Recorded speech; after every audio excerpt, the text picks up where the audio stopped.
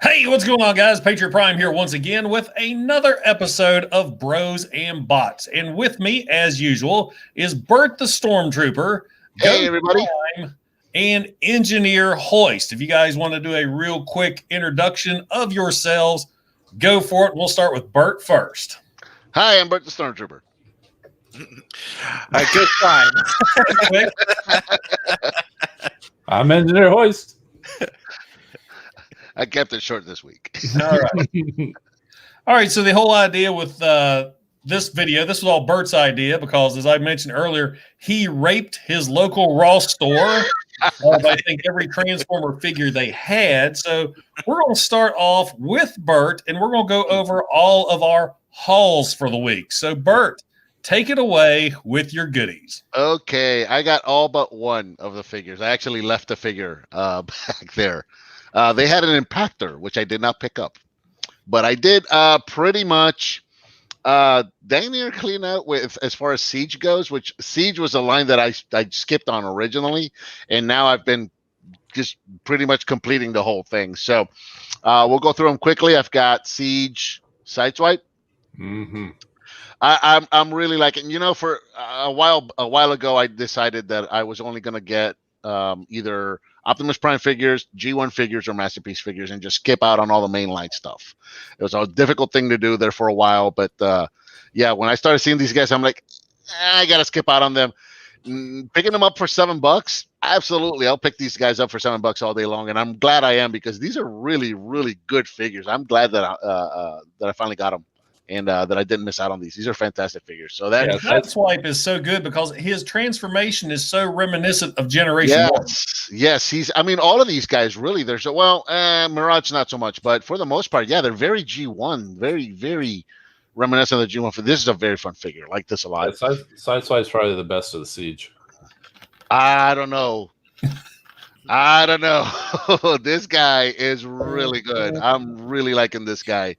I'm probably going to say this more than once because it's true of all of these. This is such a good update to the G1 figure. They changed its name. It's not Skytread anymore. It used to be Flywheel. It used to be Flywheels. Now it's Skytread. Yeah, but either way, it's such a good update to the original figure. The only minor gripe that I would have about this is the fact that the jet doesn't actually plug into the top of the tank. It would have been cool if they would have figured out a way to plug them together so that you can just, put them together in the vehicle modes, even though there's no pop-up feature. But yeah, this is a really good figure. So I got that. Now with yours in tank mode, is the barrel of the gun straight? Mine doesn't peg in exactly right. There's like a tip on the end that has angling to the side a little. It does. It'll go in there straight, but it's not super tight. If you tap it the wrong way, it'll just fall right off. Okay, what else? I'm saving the big boy for last. I think you guys know what the big boy is, but all right. Mirage, pick this guy up. Yeah, really cool update. I like both modes. I like the vehicle mode and the robot mode. He does some cheating. He's not very G1 in his transformation. Man, he's getting washed with that light, isn't he? Yeah. He's trying to Mirage himself. That's Mirage. He's clear. I don't care for the clear legs, and I think that's a topic that we're all going to talk about here in a minute with another figure. Yeah, but yeah, he looks fantastic. I'm going to get the Toy Hacks set for this guy for sure. Highly recommended. Yeah, it did wonders for my Wheeljack. I love the way that Wheeljack came out. This guy I was kind of on the fence with. I picked this guy up just in case I ever get a wild hair up my butt and decide to get the Titans Fort Max. I'll have his companion. In the meantime, I will be displaying him with my G1 Fort Max.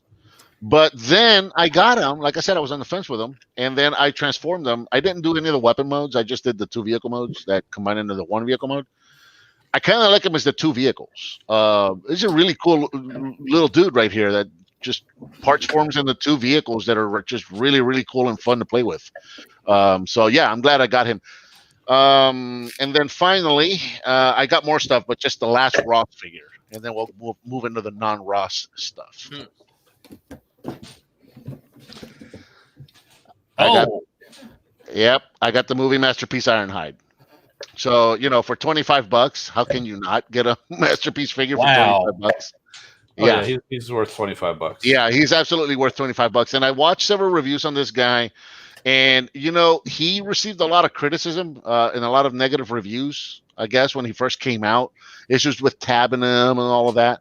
So I guess it's kind of a good thing that I saw all these negative reviews and criticisms of him, because it kind of lowered my expectations. And then when I actually experienced them, I actually ended up liking them quite a bit. And I don't have the issues with the tabs. As you can see, even the back of the roof here is tabbed in and secure. There's very little gap, if any. The whole vehicle tabs in pretty securely. The only issue is in the middle of the hood right there, and that's a design flaw.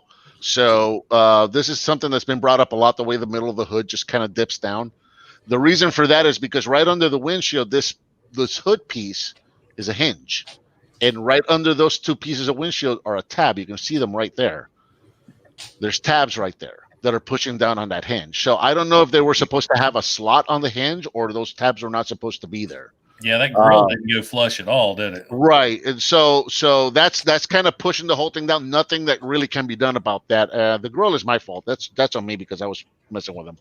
But the grill will go flush. I'm not going to do it on camera, but the bumper will tab and the grill will go flush, and it'll actually look straight. It's just I messed with them. I knocked them over or something. But yeah, really happy with this figure. For $25, you can't go wrong. So I picked up a couple of the non-F production kits. This is my first time experiencing these. So this is the one for Sideswipe, and you can barely see it. And I haven't opened it yet. I haven't done anything with it yet. But this is going to be the hand cannon, the spoilers, the plugs for the spoilers, and a proper shoulder cannon. Nice. For Sideswipe. So these are cool because, like I said, these are kind of my first experience with these. They're like model kits, which I enjoy building model kits anyway. And so they're fun to build, and then they're an upgrade for your figure. So that's fun. One that I did build today, you're probably not going to see a whole lot of it, but it's I also got the non-F kit for the trailer for Optimus Prime for Earthrise. So this is really cool because it adds. So you've got an extension here for the Prime and the truck and trailer, so it extends the trailer. You actually have the outriggers, and you've got the wheel wells. It also adds a new back door that actually looks like a back door, and it's got the tabs, so you can actually pop this off now, and it'll actually ramp down properly. Oh, that's cool. It's really nice. And then it also adds a bumper with some tail lights. I got a whole bunch of weapons in here now. I should have prepared for that. You get a whole new roller, and you get a fuel nozzle. Does it come with the hose too? Yeah. The hose is actually a piece of string. Neat. Yeah, it's a piece of string, so you can put it wherever. And then this opens up in the front here, so you can actually store stuff in there. Oh, that's cool. And you can sit, I think, 6 Titan Masters will sit in there. Neat. Yeah, Wow. it's really, really cool. And And it's then like Christmas for you this week. yeah, it is. You got the consoles for the trailer, and then you get the missiles for the little repair drone. You get the missiles, you get the little radar, and then you get another extra arm. I popped it off, but you get the extra arm right here for the repair drone. So it really does kind of. I said this in the review that I shot for it. So I got a new episode of That's Just Prime coming out this week. It kind of, if you got the Earthrise Prime and you put the Toy Hack sticker set on it, which this one does, thanks to you, and then you get this kit, you kind of make the ultimate retail release Optimus Prime figure. Just makes, the combination of the three just kind of make this figure absolutely perfect. I know what website I'm going to after this. Yeah, they got some really, really cool stuff. Non-F Productions. So check that out. And then finally, this is the last one. Like you said, I raped the Rush, so this will be the last one, and then we can move on to someone else and more interesting. And this has been the talk of the week. So I searched online. Nobody within 100 miles of me had them, but fortunately, Walgreens.com did have them in stock, and they shipped it to me in 2 days. So that's impressive. Walmart won't even, or Amazon Right. won't even honor 2 days anymore. Walmart won't do it, and when they finally arrive, you get the wrong figure or it's broken or crushed. So, yeah, Or they delay everything. Exactly. I've never ordered anything from Walgreens.com before, ever in my life. So it was a pleasant experience. And this is a fantastic little figure. Really, really impressed with this figure. I like it a lot. And again, translucent thighs, or not thighs, shins. I think we're all going to talk about that later. But yeah. Oh, definitely. And that is what I got this week. Now, it's funny, you never ordered from Walgreens before, and I never ordered from Target before. I always thought you had to order online at Target and had to be shipped to the store. And I really lucked out last week, and I believe it's thanks to you, Phil, when you put up that link, hey, the Target Thrust and Run Amok, or whichever one's out there. And I hopped right on. I was like, oh, my God, they're available, and I got them. Nice. Nice. All right, Phil, let's go to you now for your hauls of the week. Well, I can start out with, I too got Blue Streak. Again, I really, really like this figure. I got a review coming on him. And I also got Smokescreen. Another figure that's awesome. I really, really, really like these. I didn't even get the Siege versions of these because I kind of knew they were coming out with these. So I'm really glad I got them. I got the regular retail of the Quintesson Judge. I gotta have more than one of these, and or actually also another Alicon. I've yet to see those. Even Amazon doesn't have those. I think I got it. I don't remember. I ordered it on. I remember one. I have so many pre-orders on so many sites that it's hard for me to keep track. I need a spreadsheet. Airwave. I got him last Sunday. That's what I got this week. Of course, I have a ton of stuff on pre-orders. We'll see when those are coming in. Yeah, I got a lot of mine coming on November 4th. So that's going to be like my double celebration day on November 4th. All right, next up, Engineer Hoist. What a terrible day for mail. Right. Yeah, I've got a few things that have come in from pre-orders, but they're waiting to ship. But I did manage to get a couple things. Just yesterday, I got Studio Series Cliff Jumper. Does he split in half? He does not split in half intentionally, anyway. He's basically like that off-road Bumblebee, except when he does his alt mode, he's kind of facing the opposite direction. But the alt mode taps together real well. It's some of his pieces, like on the side, are a little loose, but generally it's a pretty good little figure. And also got the Studio Series Blitzwing. I love that robot design. Yeah, I've actually have another one of him coming because, like you, I need a spreadsheet to know where I pre-ordered stuff, and I had him pre-ordered at 2 different places, and they both came in about the same time. I got that guy 2 weeks ago, and he's still sitting on my desk here in robot mode. I've yet to transform him. Yeah, he's got a pretty good transformation. The only thing that kind of bothers me is his shoulders are a little tight. So when you try to raise him up, his whole chest kind of comes up. It doesn't really peg in. That's my only gripe. Otherwise, I think he looks really good. He did really well. Bert, looking for toys. I'm back on camera. I got one more thing I managed to pick up. See, I jumped out too soon. Yeah, found movie Ratchet nice. At Target. So no discounts like there was on the Starscream or whatever, but that was like 50% off, wasn't it? Yeah, the Starscream was. But yeah, so it was only one of him on the shelf, and I was like, okay, yep, I'll get him.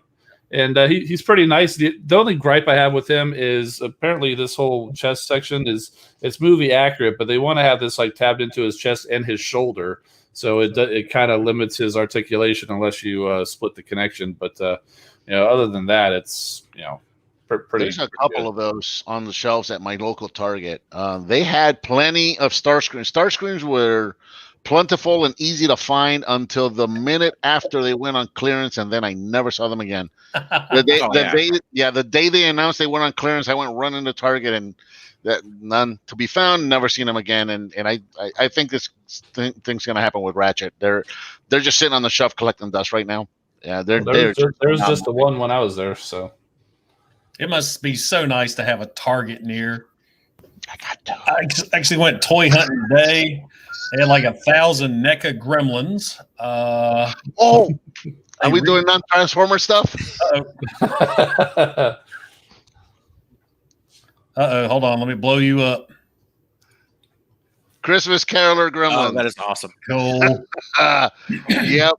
So I'm actually going to have a whole shelf of gremlins up here. So, I got that. Remember that one you sent me the picture of, Jason?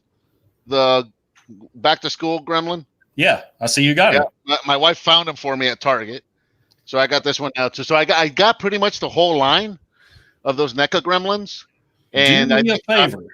You and your wife go to Target a lot. I am on the hunt for the T-800 Terminator Police Assault. It's from Terminator 1 where he's in the leather jacket and the glasses and everything. Okay. That's the last one I need for my Terminator set. I'll keep an eye out for that. But yeah, we've amassed quite the collection of gremlins now. It started out with the ultimate gamer gremlin, and he's got the little helicopter hat, and he's got the little Coleco game and the little Atari game and all of that. So it started with him in my gaming area, and then I got the ultimate gremlin, and then the Stripe, and then we got the Flasher gremlin. Before you knew it, I got and I've got the life size one. So there's literally gremlins all over my gaming area. So I'm going to start a shelf for them here in the new room. That's awesome.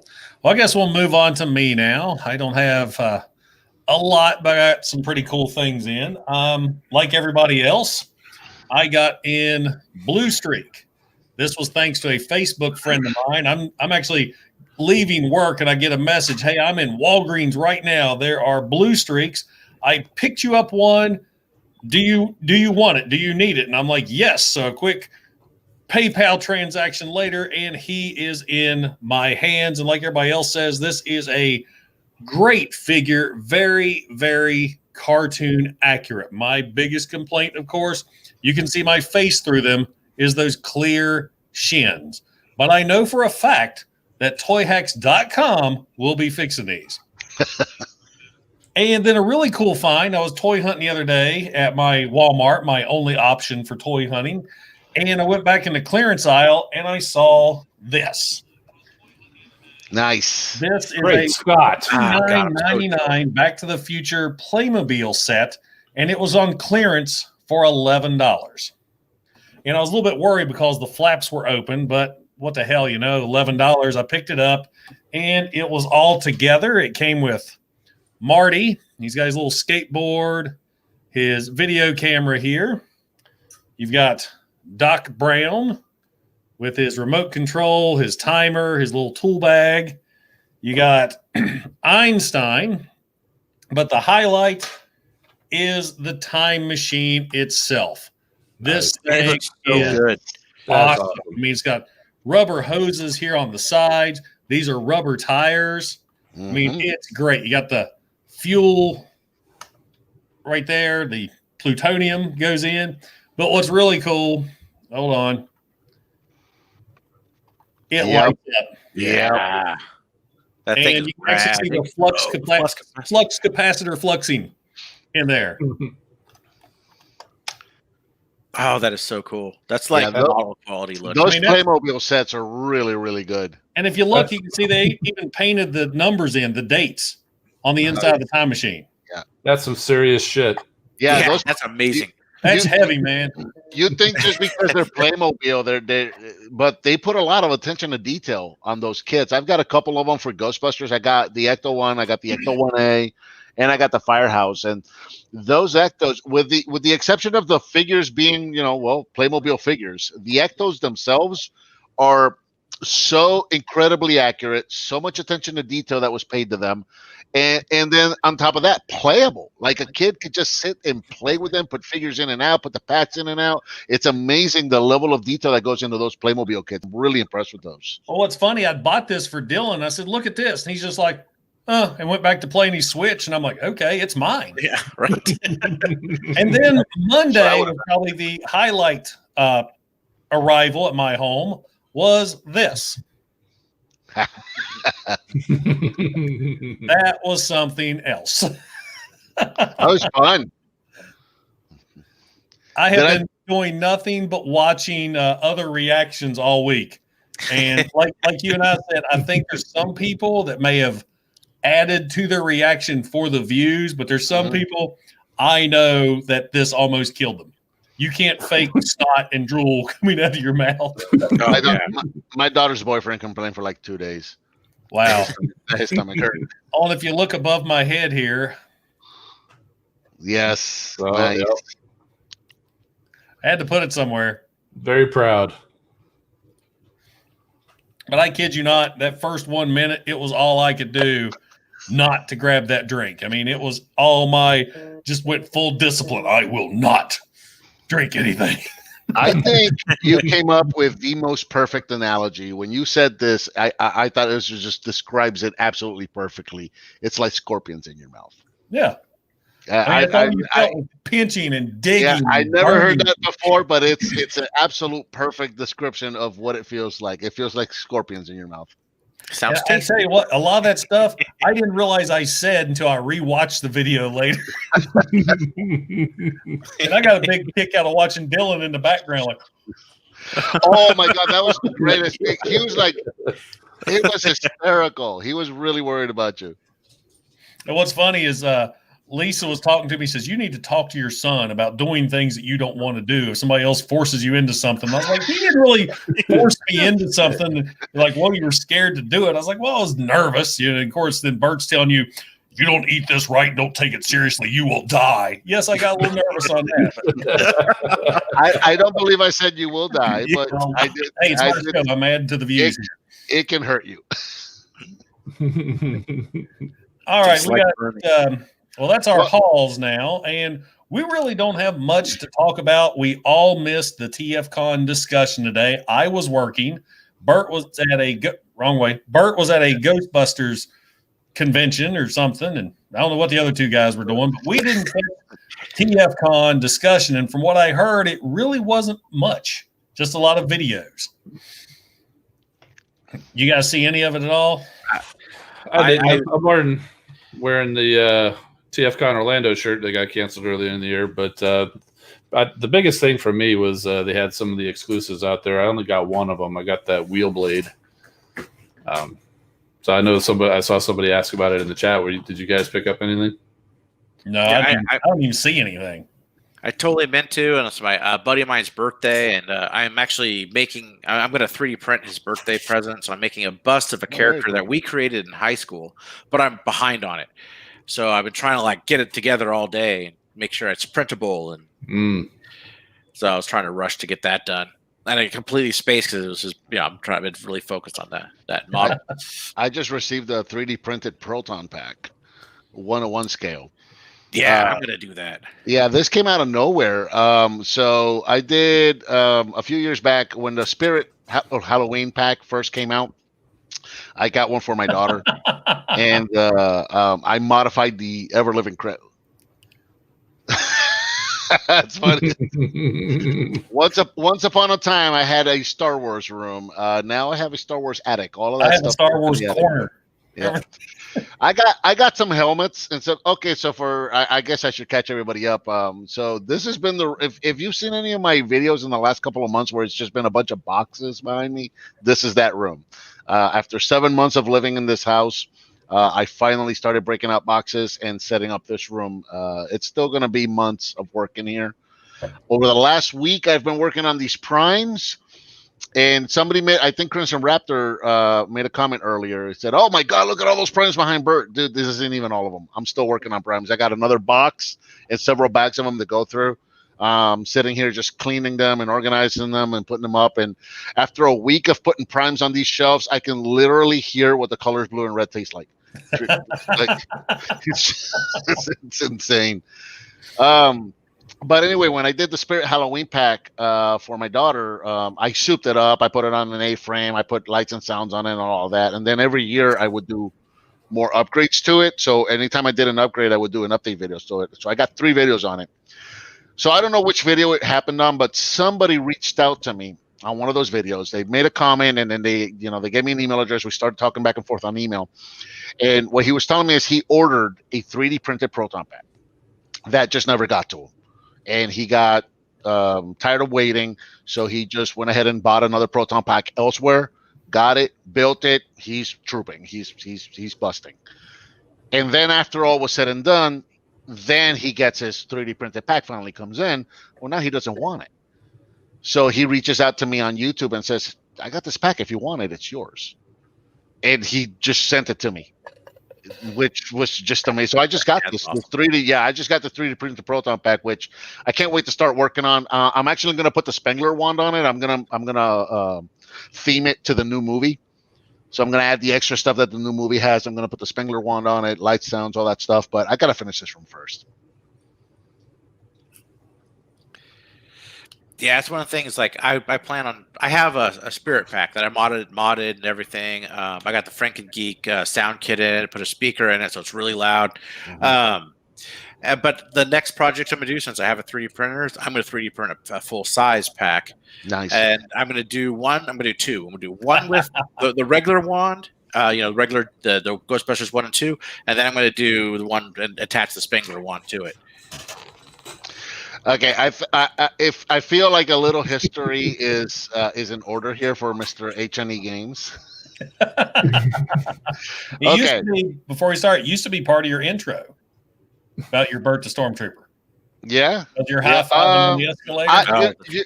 You know what? I shot 2 videos today. I found remember. Okay, so you guys saw the Kesha video.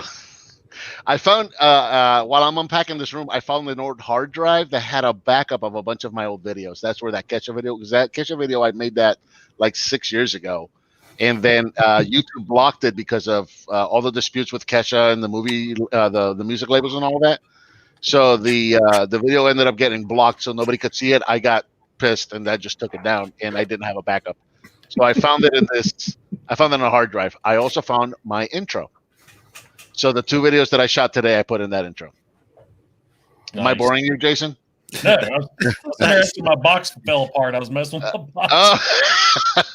I don't want to lose this. This is important. So for Mr. HNE Games, the reason I'm called Bert the Storm, that name was given to me by some local radio hosts in the Central Florida area.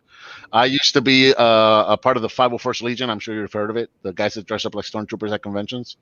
I joined the Legion in its infancy. It was like, I think 3 or 4 years into the 501st when I joined, and I was in there for about 10 years or so. And these guys that I used to listen to on the radio every morning, they went out to a local convention, and they came back on Monday to report on everything they saw. And there's like, oh my God, apparently there's an entire Legion of Stormtroopers that are fans of us. So I called in and I told them that I was one of those guys, and they were the ones that gave me the name Bert the Stormtrooper. So I've been going by. And those guys are all doing podcasts now, and they still refer to me as Bert the Stormtrooper. So that's where the name comes from. That's cool. Yeah, it's a cool. It's always story. neat hearing where the names come from and the ideas. All right, so let's see. That's pretty much all we got to talk about. All you talking about Ghostbuster stuff. I have it on Blu-ray. That's it. That's the extent of my Ghostbusters. All right, so we got 33 people watching us right now. Anybody got any questions for any of these guys? We'll do this for about another 30 minutes. Whoa, it's party time at Jason's. Is that your light or your camera? I don't know. I guess it was my camera. Or I shouldn't have been messing with this pepper. It's coming back.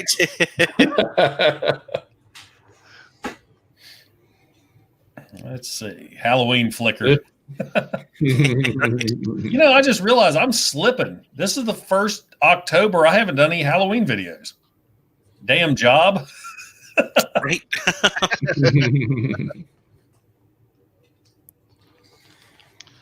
Engineer Hoist, tell us about your Ghostbuster stuff. I can't say that I have any. I don't even think I have the film on DVD or anything. I mean, I'm a fan. Back in the day, I distinctly remember when I was a kid. It must have been 84, 85 or something. We had HBO for a short time. Ghostbusters ended up on there, and that was one of the few that we actually recorded on tape. So I did watch it a lot. So I know the film. I'm a fan of the film. I just don't really have a lot of merchandise. One of the things I remember the most about Ghostbusters is after seeing the movie, we did a family trip to New York, and it was just so cool being in New York. It's the first time I was ever there. Back in 84, I'm like 10 years old. Unfortunately, that's when the Statue of Liberty had all the scaffolding on it. Mm-hmm. And I actually bought the soundtrack to Ghostbusters at a record store in New York. Record store, that's right. Yeah. I actually bought it as a record. Wow. I played the crap out of that soundtrack. I thought you were going to tell us that you went to Hook and Ladder 8. No. I want to go there. That is my mecca. I want to go there so bad. Yeah, when I was in New York, I wasn't able to get there. I was able to go to the library, so that was cool. But I was only in the city for one day. And yeah, that's the worst. I want to go to Central Park West. I want to go to, and Columbus Circle is such. It really, if you're like a movie fan, Columbus Circle is like a mecca for you because there's so many movies and TV shows that have been shot right there. You've got all the stuff from Central Park West and Ghostbusters. You've got all the stuff with Raphael from Ninja Turtles when he's coming out of the movie theater and tripping the purse snatchers and getting into the fight with Casey Jones. That's right there at Columbus Circle. You've got all the stuff from Home Alone 2, Lost in New York. The hotel is right there. You got the building where Chandler supposedly worked. Chandler from Friends. There's like just so many things that have been shot right there at Columbus Circle that if you're a movie nut, that's the place to go. I really want to go there someday. Yeah, I'd like to get back to New York City. It's I mean, you know, it's in the plans. My wife actually has family out in New York, so you know, would like to go visit at some point. So we'll get out there again for sure. Engineer Hoist, do you have any of the Transformers, the crossover ones for Ghostbusters? No, I do have Gigawatt, by the way. That's what I'm going to call him. I don't care how they spell it. Ordered. Yeah. I got him. I thought about getting him, but I don't know. I have to draw the line somewhere. I got the Prime also. Hang on. That looks really good. I was tempted by that. That was one. Everybody asked me if I was going to get it because I'm like the Optimus Prime guy and also the Ghostbuster guy, and that one just didn't talk to me, man. I didn't get it. I'm gonna blow you up, Ghost, so we can all take a look at it. This guy, I adore this thing. This is not to even get in it. This is just, I mean, talk about a crossover. This is just beautiful. The chrome on it. Oh, I love this. And the Proton pack. Oh, I didn't know he had a Proton pack. That Proton pack looks good. Yeah, get the little cable out there. Yeah, Ectotron has a Proton pack also, and what's cool about his Proton pack is that it actually turns into the roof rack for the Ecto. Yeah, you know what? This is actually the same exact Proton pack, which is why you have the antenna here that I just kind of shove in the side. Oh, that makes sense. Yeah, but I mean, it's still, you know, it's really cool, and he's got, you know, the hose going. It just to the Prime's gun is rad. Yeah, you can actually see see the Singer tanks right there on the side of the Proton pack, Jason. And and see that little the little white gun with the red tips and the two yellow tanks right here. Those are all part of the roof rack. That whole Proton pack flips and transforms into the roof rack. Yeah, which is just, it's really, really cool for the It is. I mean, the way it does it is so cool. And yeah, the whole roof rack's there actually with the Primes. It's got the light bar. Yeah. But this actually mounts on top of, I believe, the trailer. I think the trailer, yeah. So yeah, this is very cool. I mean, I'm so lucky I got this. I was, you know, F5ing for a while, like when I think it was Hasbro Pulse had it up, and just like, okay, gotta get it, because they had that time where you're like, okay, it's going to be here at 9:00, and it's for the premium members, and so I'm saying, okay, 8:59, F5, got one, you know, like, and then it sold out within, I think, a minute Well, that new Ecto sold out of pre-orders from Target.com. Yes, I didn't even get that. I got it in my shopping cart. That's as far as it got. As far because as I got it too. when I went to check out, I got an error page, and then it said this item is no longer available. I'm like, are you serious? It was in my shopping cart, man. Yeah. They should have a timer, like they should, or like you have it in your cart, and then like, okay, you have this X amount of time to check out, and then if not, then it goes back, then it becomes available. I'll tell you, the company that really pisses me off right now for selling out stuff is Hasbro Pulse. I mean, that's Hasbro. You make that shit. Make more. Yeah. You know, especially stuff like the Pit of Judgment. Everybody wants that. Oh, what'd you make, 50 of them? Right. You got Sandstorm, these other things. Star like Convoy. Star Right. Convoy. Why is that figure even up on their website still? Yeah, I check on that figure once or twice a week, and it's been sold out for months. Right. They keep it up on the website. I'm thinking, well, if it's on the website, they're going to bring it back. And apparently, they don't have any plans to do so. It's just been sold out, and I'd like to get a Star Convoy. Oh, you don't have that one. I do not. I have a G1 Star Convoy, but I don't have the new one. Yeah, I did get the new one. It's up. It's way back there. If I get it, it's gonna knock everything else out. Yeah, don't do that live. You already did that with Scorponaut. Right? Oh man, he survived. It was okay. He survived. You know, I still haven't put those Toy Hacks decals on. This is the longest I've ever been without putting Toy Hacks. No kidding. Really? Well, it's just I haven't the time. I mean, I work. That is such an undertaking. Ugh. Yeah, and you got a lot of work right now. No idea how I'm going to film that. The only option I have that I'm even contemplating, because it's going to be way different from any other Toy Hacks I've ever filmed, I'm just going to have to go over it with the camera. You know, here's what this looks like and all that. And it may not look as great as some of my others, but I hate doing that, but sometimes you don't have a choice. You have to pick it up and move it around. Yeah, part of what I did with this, just the review, I did actually on the floor. Like I took my camera and I like the light and everything, put it on the floor. I did, the whole thing on the floor so I could get everything in shot because it's just massive. How big is that sticker sheet for the Toy Hacks decal? there's 5 of them. There's 5 sheets really? that are like that big. It's insane how big those. That was my microphone. Sounds awesome.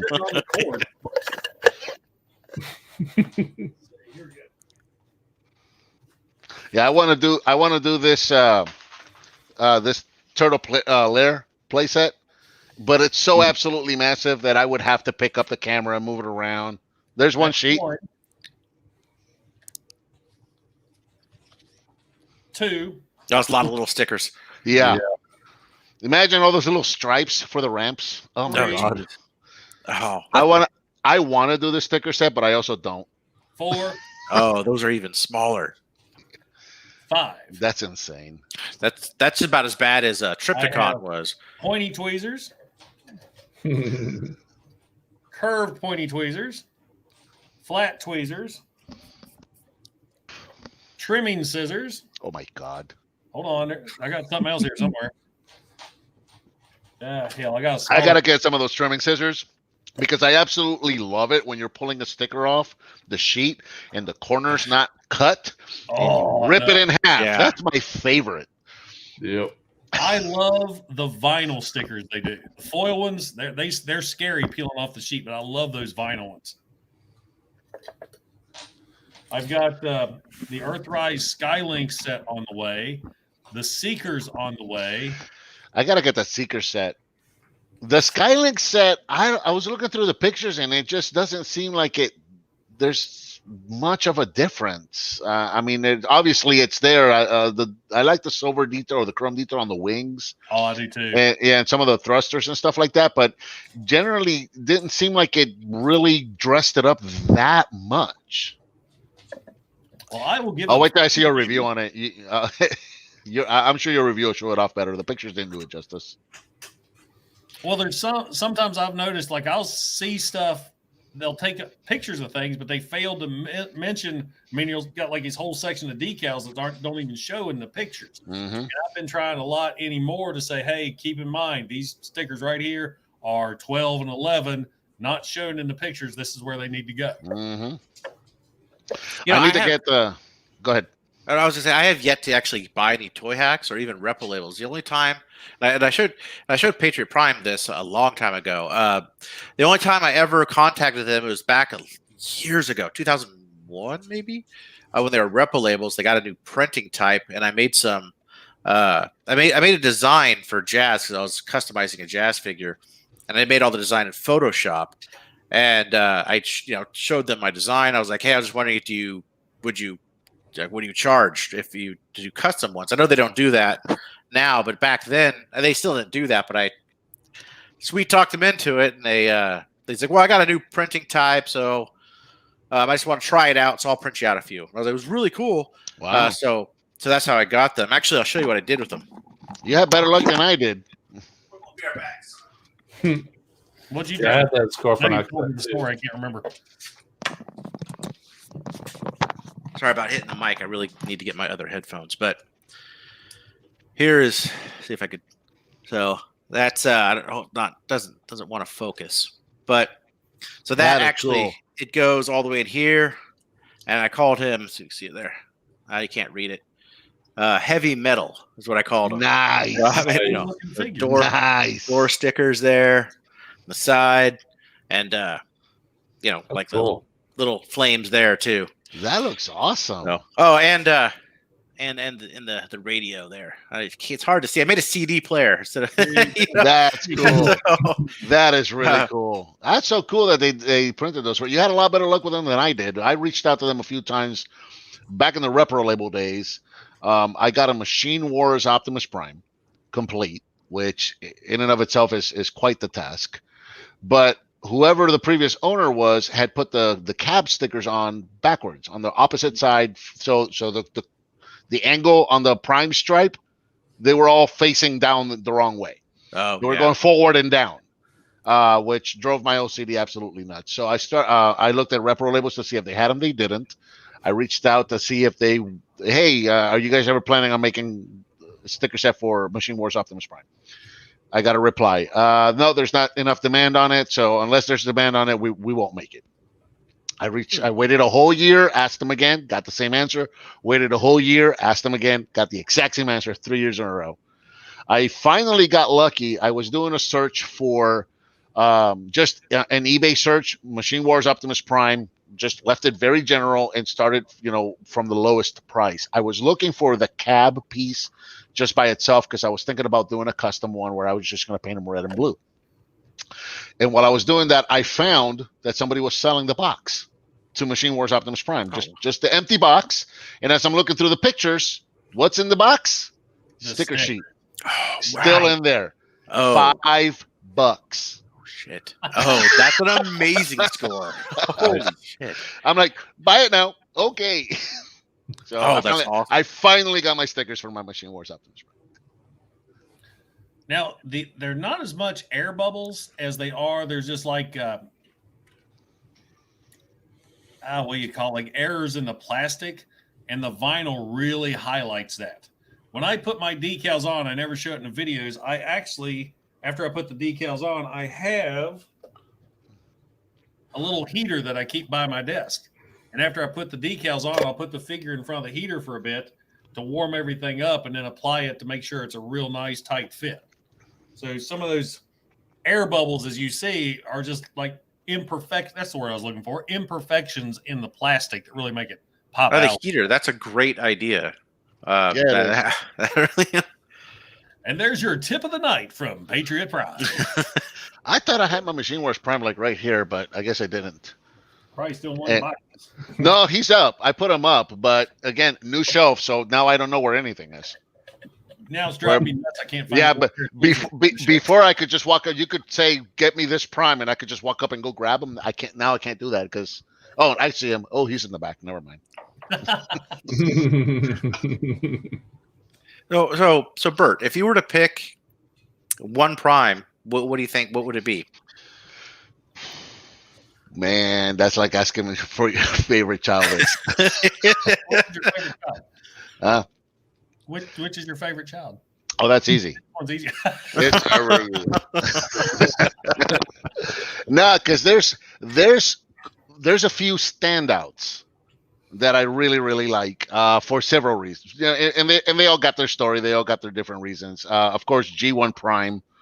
If I had to get rid of everything, I got a couple of G1 Primes. I'll definitely keep at least one of those. because it was my first Transformer. My first two Transformers were G1 Prime and Bumblebee, and I don't know which one came first or if they both came together or what, but those are the first two Transformers I remember having.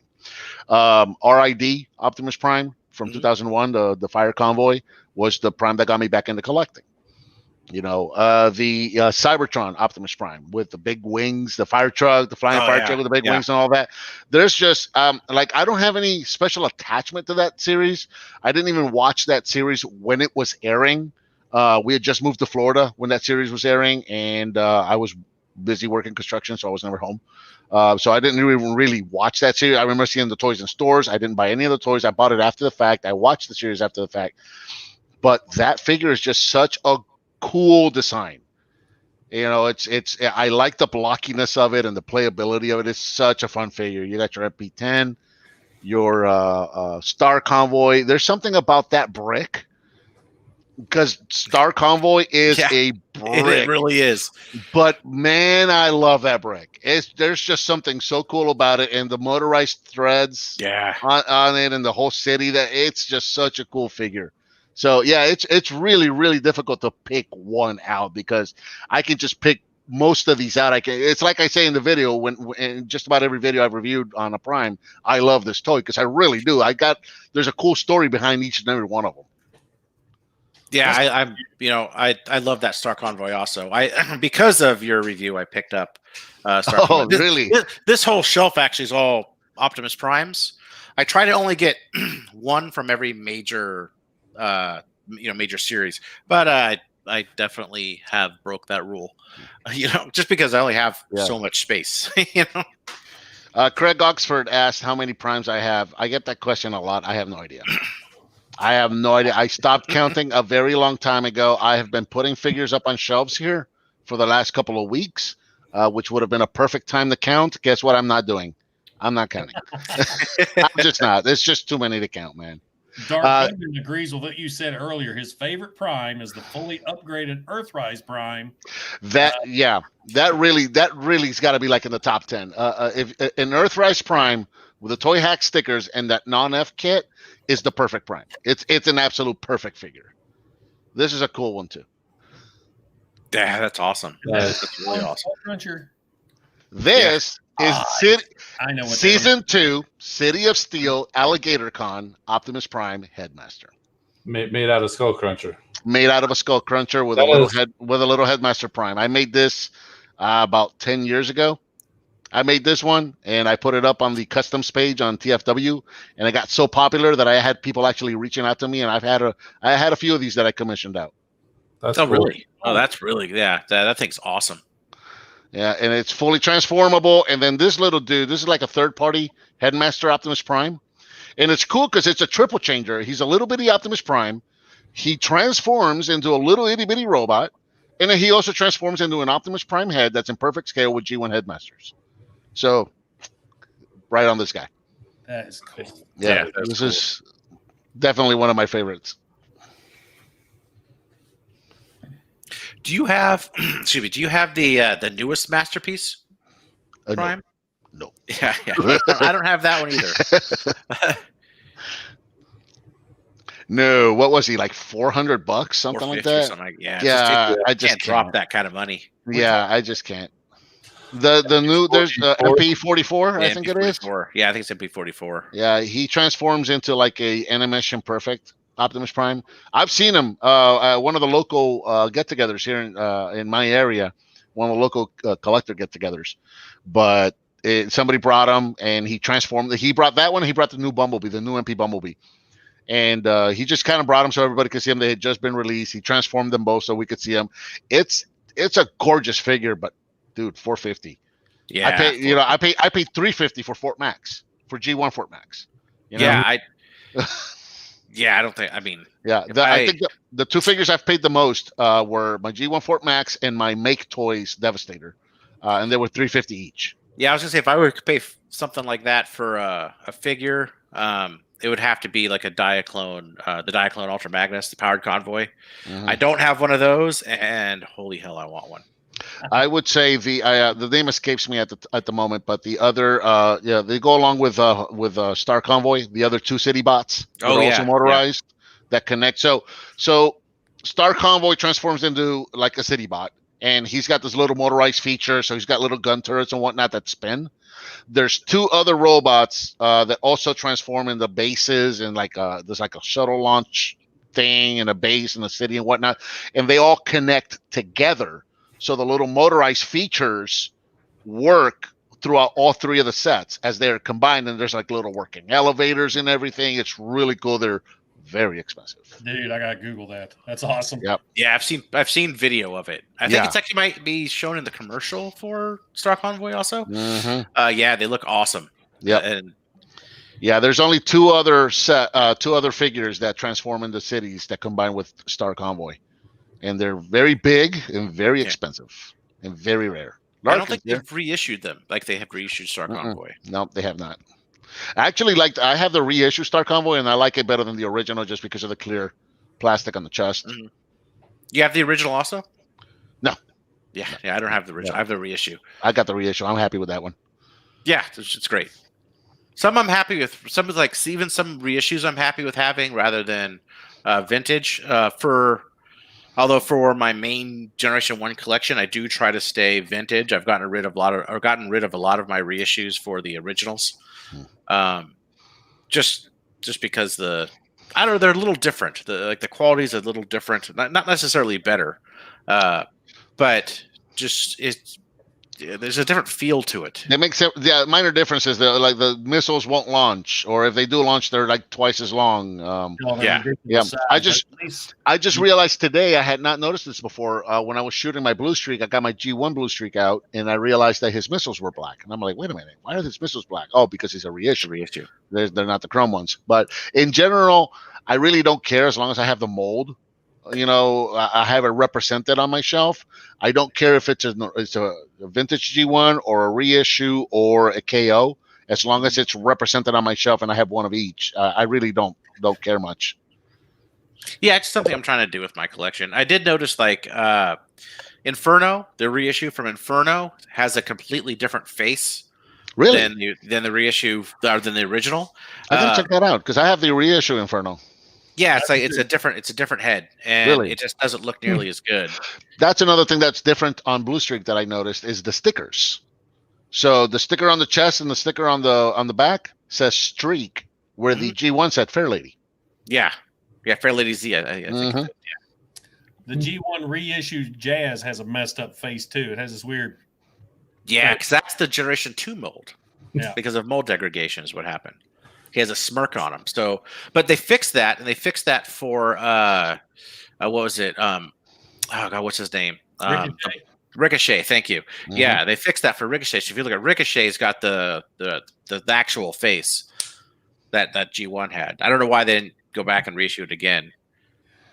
Well, Clinkle, I'll answer that question. After getting Airwave and realize there's nothing different between him and Hot House, I'm just not going to get it now. Grease Pit, he was Ironworks, but he had a different transformation and some extra accessories, which made him turn into a gas station opposed to Ironworks' construction base where Hot House really doesn't have nothing. He's just a airport in fire station colors. And don't one of you guys have Hot House? And I have him pre-ordered, but I haven't got him yet. I think that's the biggest reason why there's no reviews. He hasn't shipped to anybody yet. Okay. I only got Ironworks, and thanks to Jason, I turned him into whatever his Decepticon name is. Rot. I actually have that set. That's the next one I'm going to do. This is a really cool set, and they look so good combined with Scorponok. That's what I need to buy. I have 2 Ironworks because of a smoke screen that I was supposed to get from Walmart. It showed up, and it was Ironworks. Is Smokescreen exclusive that you got to get online as well? No, I just had pre-ordered it. Okay, so he is supposed to hit retail. Yeah, actually, I think he's in retail now. I haven't seen him yet. But now that I got this guy, I got to go after him. Yeah. So back on that, just real quick. I don't know if you could see it, but his legs there have a nice, like the smoky sort of brown color, right? it looks nice. You can't really see through it unless you get like real bright light behind it. Yep. And it would have been a lot nicer if they did that with Blue Streak. Did you guys see the back of the picture of Blue Streak on the back of the box? I think it was. Yes. It showed that the legs were blue with the little red panel. Yeah, it's not actually Blue Streak on the back. It's Smokescreen. If you look at the back of the box, is it really? It's the Smokescreen. It's Smokescreen repainted to look like Blue Streak. Yeah, they forgot to paint the legs. Okay, that makes sense. It's just really weird. It's a CG model, so you think they would have figured it out. Somebody was just not paying attention, or didn't think anybody else would. Got the box right. Yeah, because that's one thing collectors are known for, not paying attention to the details. Well, people develop them. Yeah, blue legs on Blue Streak. Yeah, look at his chest and the head. Yeah, and the head. Oh, look at that! It is. How about that? All I saw was the blue legs, and I went, "Wait a minute! This was painted. Why is mine clear?" And actually, on the toy, I noticed pictures of Prowl. They have Blue Streak's head. So if you look at the three, they have different heads. At least judging by the masterpiece. I believe the Siege has a different head for Prowl, and so Prowl's head. Party time Jason's head. I know, little things like that. I don't those little details. Dude, did you just pull in the Luminosa, the Leviosa? Just make it stop? I guess.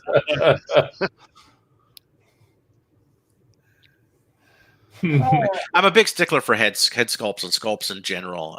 Maybe it's because I 3D model a bit, so I always look at those types of things. It's funny. The older I get, when I was a kid, I liked the Transformers with the mouth plates. I just thought they looked like knights, and they just looked really tough. But then the older I got, I really started to appreciate the face sculpts more. I mean, I don't care what kind of head sculpt it has, but if it has a jacked up face sculpt, that ruins the whole thing.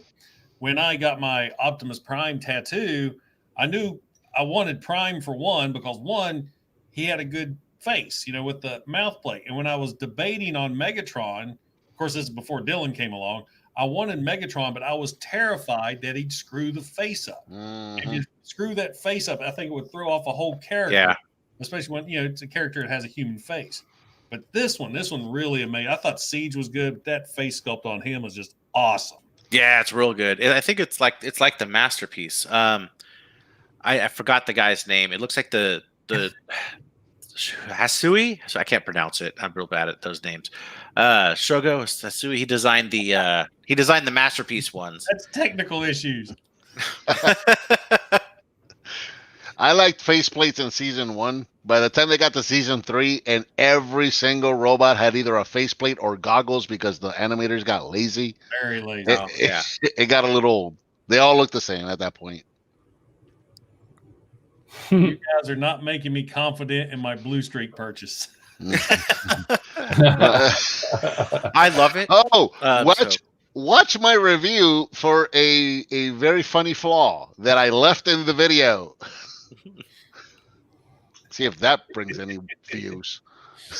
I think I'll be honest. When I first opened this guy and started messing with him, I didn't like him. I was like, I like the Siege version better because the clear legs were a turn off, and my car mode wouldn't peg in together real good at all. You got to massage it at first, yeah.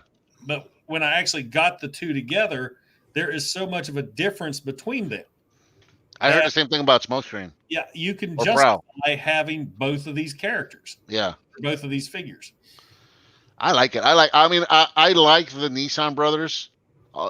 Anyway, so this is such a good modern take in a good real kind of loyal take to the original ones. They're just so well done. I really like this figure a lot. I've enjoyed this figure quite a bit. Yeah, I enjoy both. The two that I have. The flaws are minor, to be honest. The flaws are minor, and most of the time, this is going to be up on a shelf anyway. It's not like we're sitting here, yay, and like doing that with them, You don't know what I do when I'm not. You're right. Yeah. What are you trying to say? No, sir. I didn't see you playing with your dolls again, sir. Balls, damn it, they're action figures. Oh, your helmet is so big. Conversation with my dad. They're not dolls, Dad. They're action figures. The action figures. These are really posable figures too. I mean, like they're the posability's through the roof on these guys, and they actually look like looks wise. Like you could set this up to them next to the masterpiece. It's super similar. They've done very well, I think. Yeah. And awkward silence.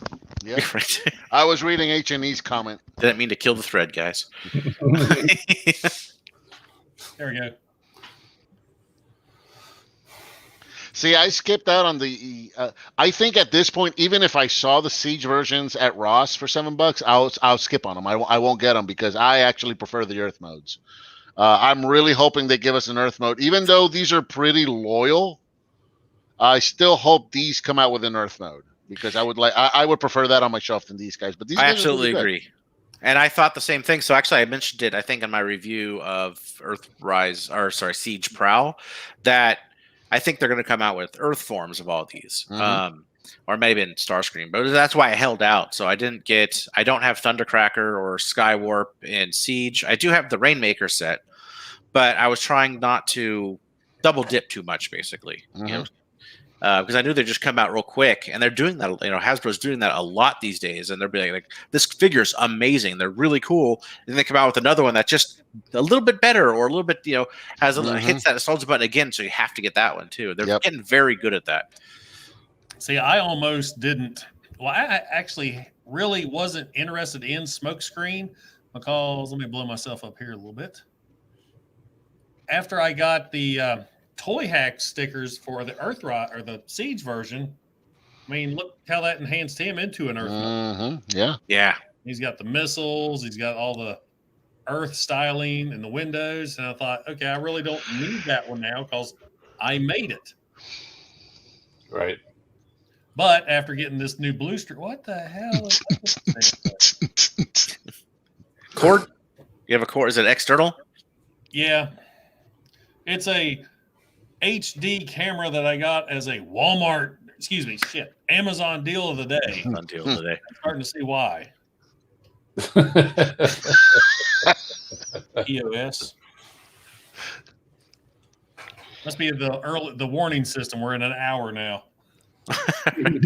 Nothing. Just since we're on the subject of Smokescreen, I can't figure out why. I've been looking at different sort of, the history of the character and everything. The closest I could get was 83 was the original Cars number, and they changed it to 38 for the Generation 1 toy. The copyright was in 1980. I'm at a loss. I understand. I don't understand why they're changing the numbers on every single one of these. They've changed the numbers on them. I don't get that. Jazz, I get. Because of the Martini Racing. That's also probably why he doesn't have the stripes on the actual fenders. So I will be getting the inevitable Toy Hack set for that too.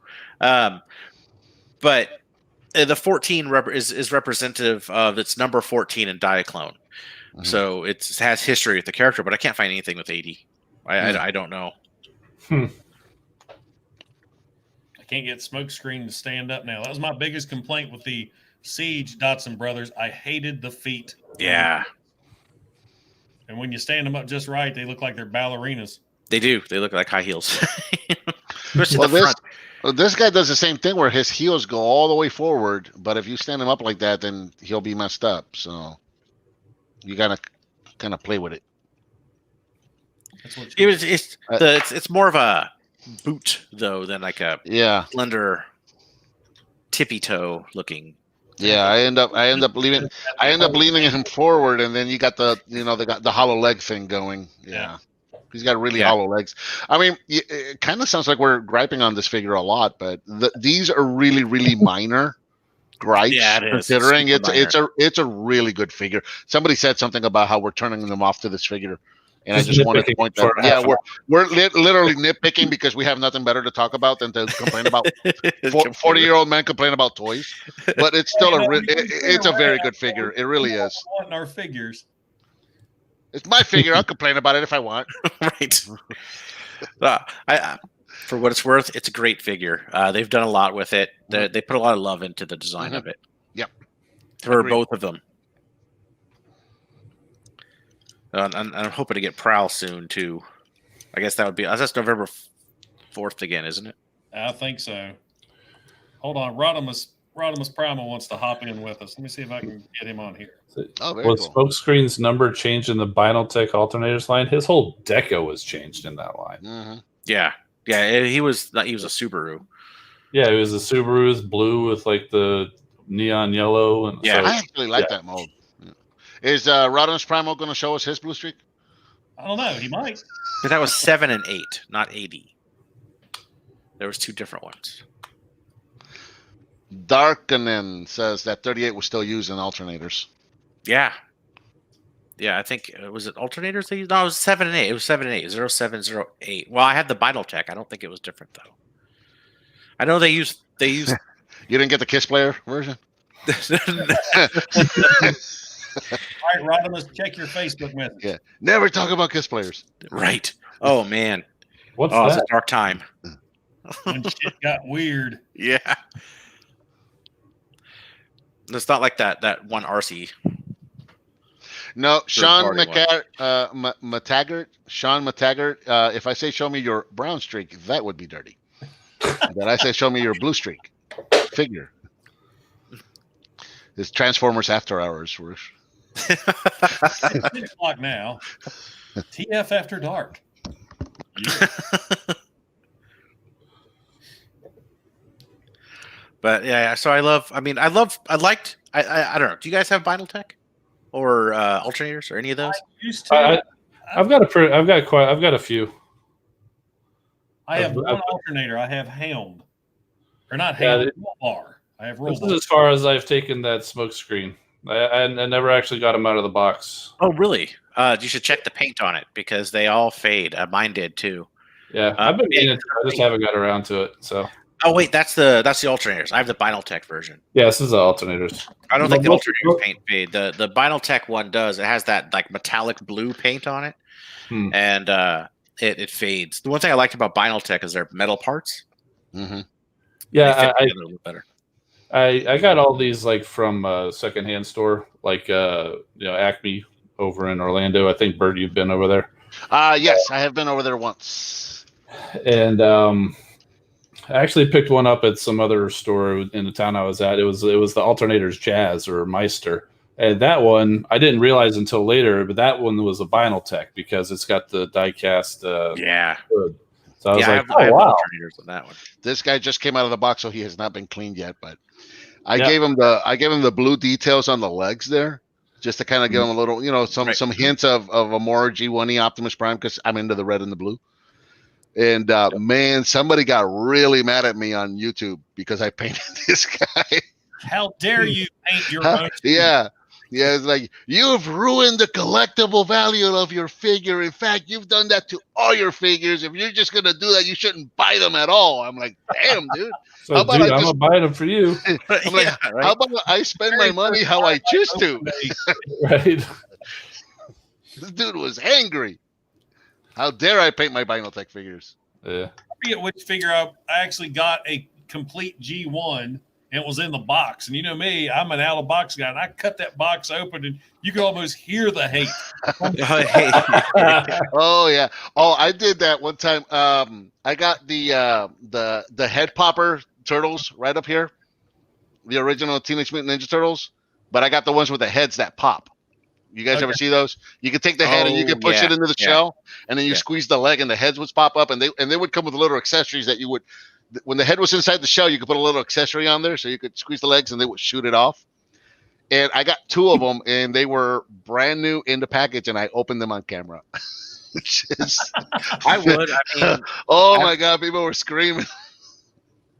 So and if I ever am able to get in contact with this guy. There's somebody, speaking just in the box things, that I only heard through somebody I used to work with. He was next door neighbors with this guy out here in California, in Berkeley. Don't everyone go there looking for this guy. But he's apparently has a massive G1, not really collection. His son did. His son passed away, but he held on to the stuff. Now, he worked for a toy company.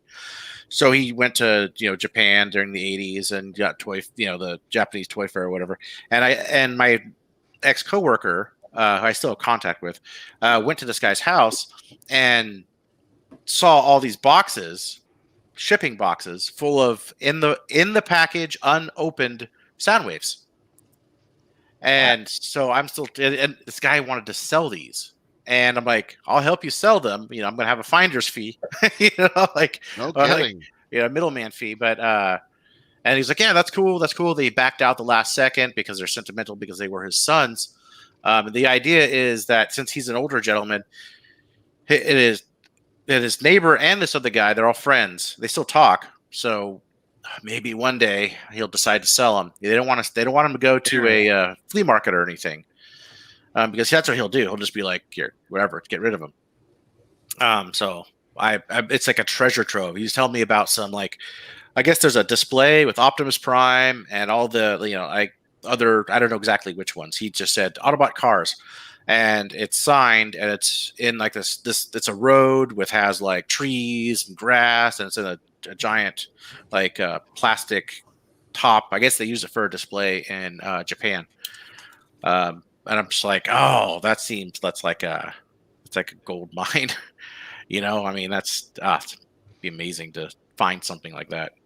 I'd open a sound wave for sure. Just join the group, and just to give you a heads up, we've completely went off the rails. There is no script. We're just talking about whatever pops in our head. We just want to see your blue streak. Toy hacks. Is that toy hacks I see?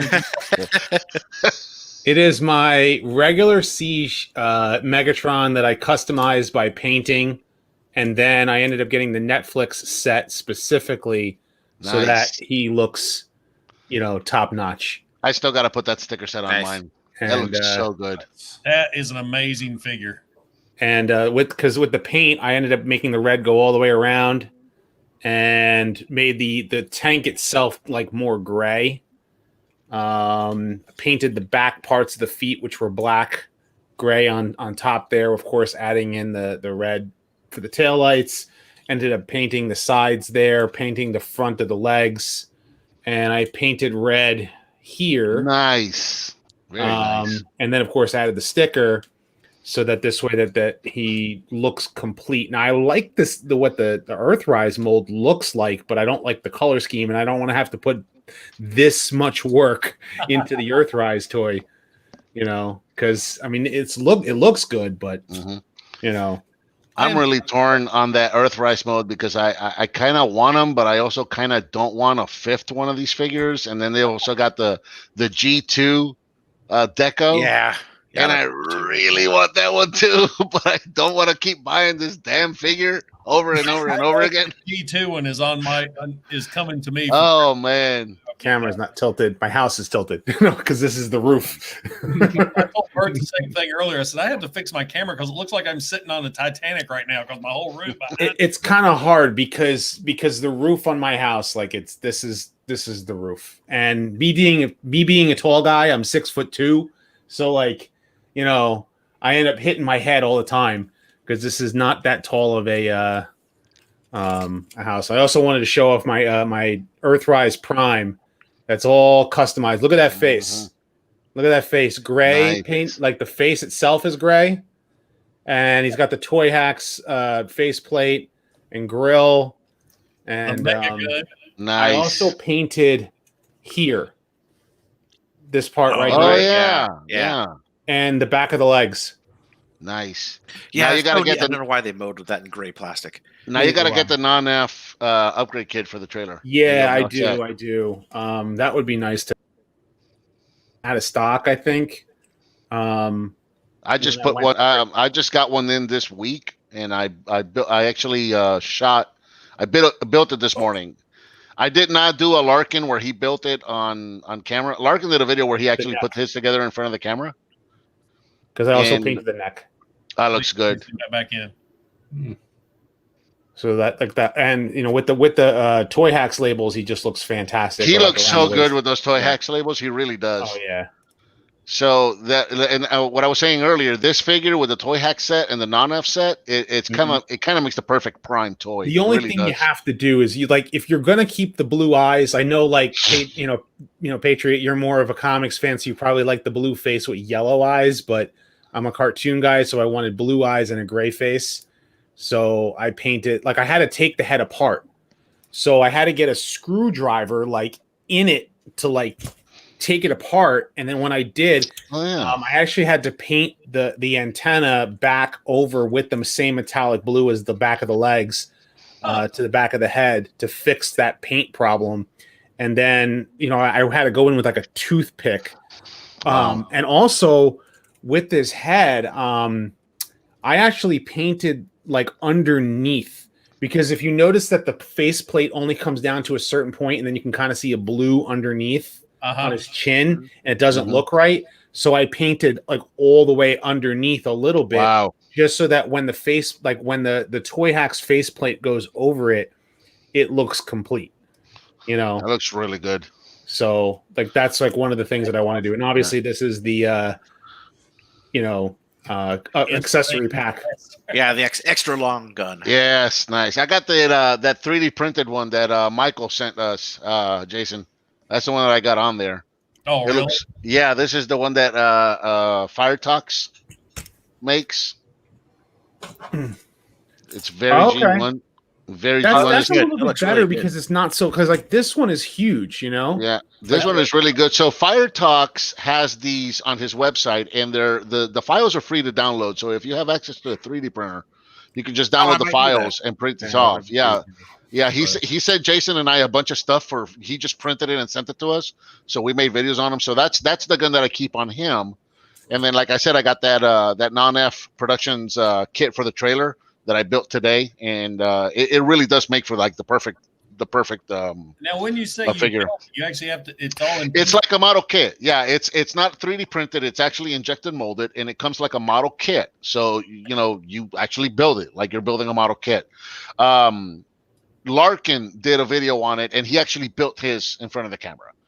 I considered maybe doing that, but it's a good thing I didn't, because you would have heard a lot of cursing. And my arthritis, my fingers were hurting. I'm trying to, but the tolerances are very tight. Things on camera.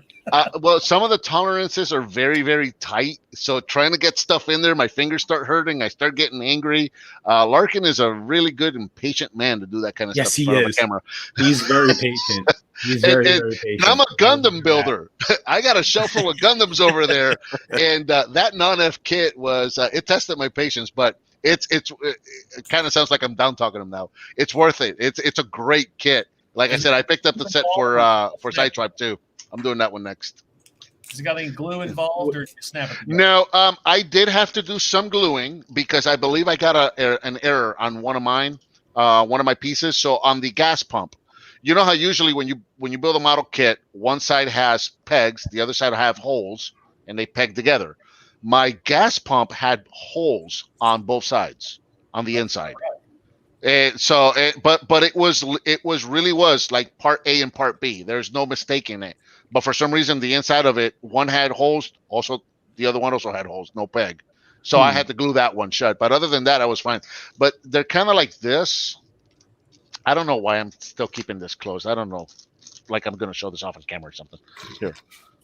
So, see how that this is the one for a Sideswipe. So it's kind of like a little model kit. You cut the pieces off the sprues. Oh, okay. And then you put them together. And that's so like that. You actually, that little roller, you actually build that like a little model kit. So because I have the what's it called? I actually have the not the non-F set, but I ended up getting it from TF Matrix, or I think it's TF Matrix or whatever. No, TF Safari. I think it was like Matrix Workshop did a spoiler.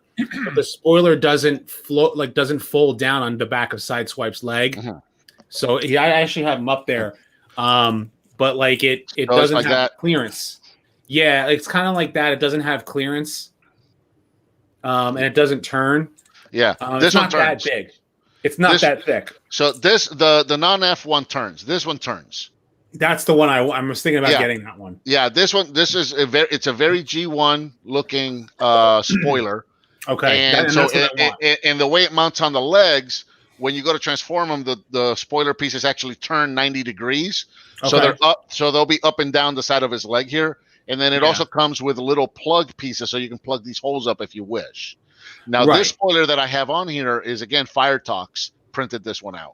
Okay. And it looks really nice. It's in black. He also sent us a white one if you have Red Alert, which I don't have. But yeah, that one looks really nice. It really does beef up the vehicle mode. Really cool. And, you know, in robot mode, yeah, they don't turn. They stick out a little bit. Because I don't just want to get the spoiler it's really pack not for that bad. but I also want to get the weapon pack. Yeah, So I did. this way That's he what I has- did. You know, and I was thinking about getting that too, like for the shoulder cannons Yep, that's what I and the did. blaster. Because Larkin printed me a blaster for Sideswipe, but the 3D print didn't come out as good. You know, which is unusual for him. Smaller things, you can see more of the lines. Yeah. And to answer the question, this is actually my Takara Legends blur.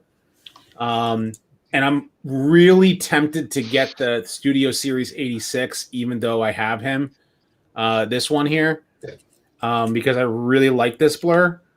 But he cost a lot extra. But I would like a non-headmaster blur. And he doesn't have a target master, so it's like, I mean, unless I bought Double Cross, but I would have to buy Double Cross in order to do that. Yeah, they definitely did a way better deco on that Takara one than the Hasbro one. Oh, yeah. Absolutely. The Hasbro one was junk color. I could not stand that nasty. That blue was like, it wasn't even G1 toy accurate. No, I don't know. I don't know if I've ever seen that blue used anywhere. No, Yeah, no. I didn't get it for that reason, actually. And I wanted to get the Takara one, and I never did. The price is through the roof now. It is now. Yeah. You just get.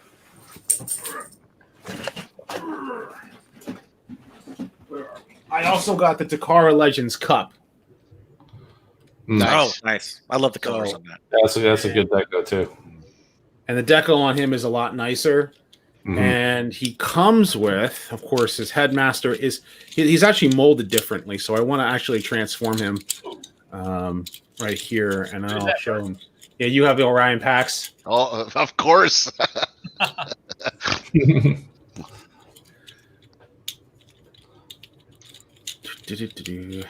So yeah, I'm just gonna transform Get a him. blue streak like everybody else. That's all we were. Yeah, show us your blue streak. Oh, you got blue streak, man. Everybody, Yeah. Three of us. everybody, blue streak up. Lucky you guys. I So saw the blue the. streak guys are on the top level. The no blue Yeah. streak guys are on the I've- bottom. You know what I've- bothered me I've been- about it? It came out on the same day as you know, getting, you know, as soon as like a check came in, and it's like, okay, all right, the money's now in the account. I can go order it. It's out of stock. Oh no. And then on the website it said that three of my local Walgreens had them in stock, Oh, good. and I went to all three of them, and all they had was Siege stuff. I looked online and there was nothing within 100 miles of me, so Okay. I just ordered it online. Yeah. I've been watching a lot of How I Met Your Mother. It's you know how Barney's always saying "suit up," so I've been doing that a lot today.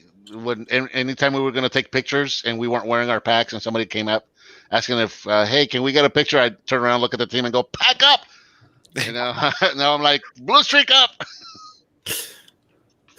That's funny. Yeah, so I remember I got my Siege Ratchet at the store, and I found it, and the lady's like, "Oh, it was stuff behind something." She's like, "Oh, we didn't know we had one of these. People have been calling about these all the time. I usually just take everything people calls about, put them behind the counter. If I would have saw this, I would have put it behind the counter."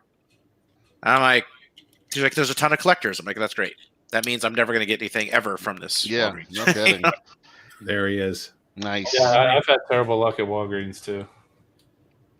And I will say, like, looking at this one, I definitely want the Studio Series 86 of him, like, more than Blur.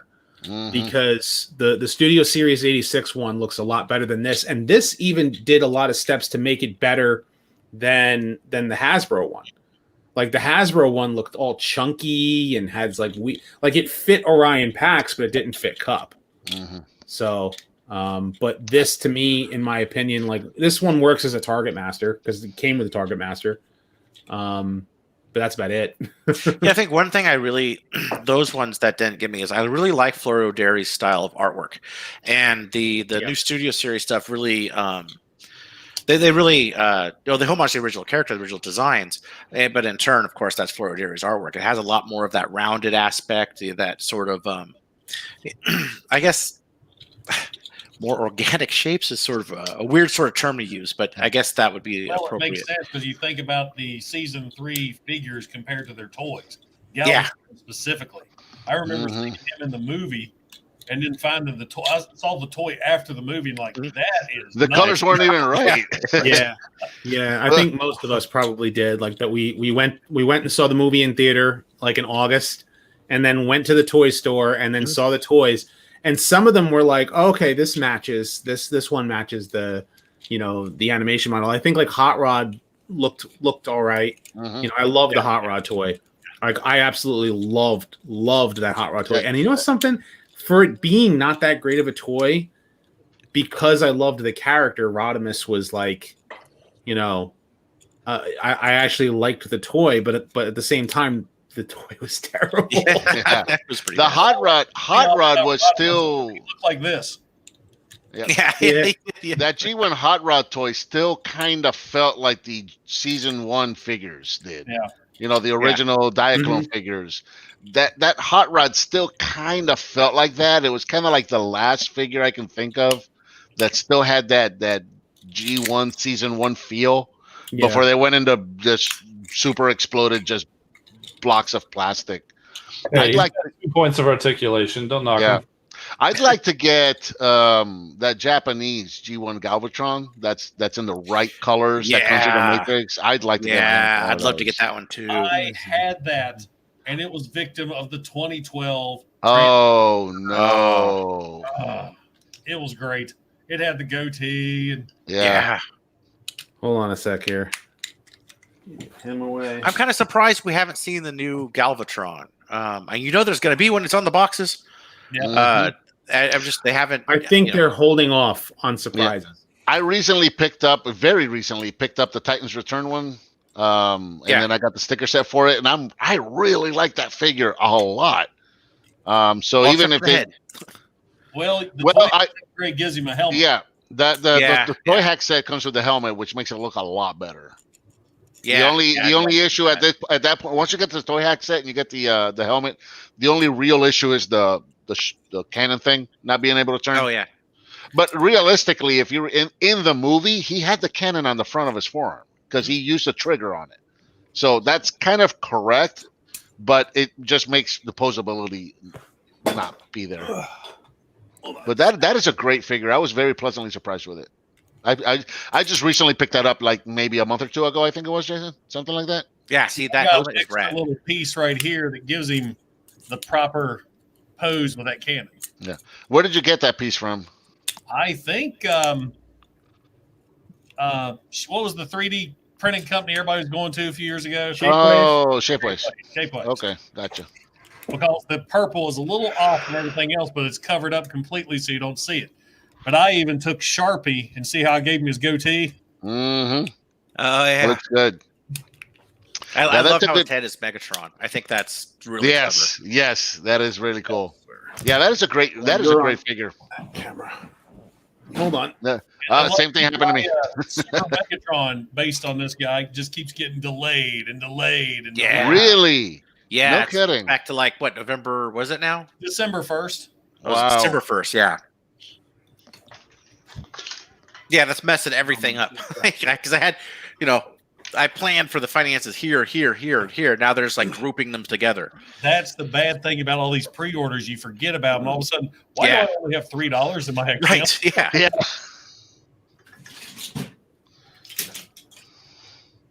Hold on. I'm working on it. My kids got to this one. But that's all right. But here is my Galvatron.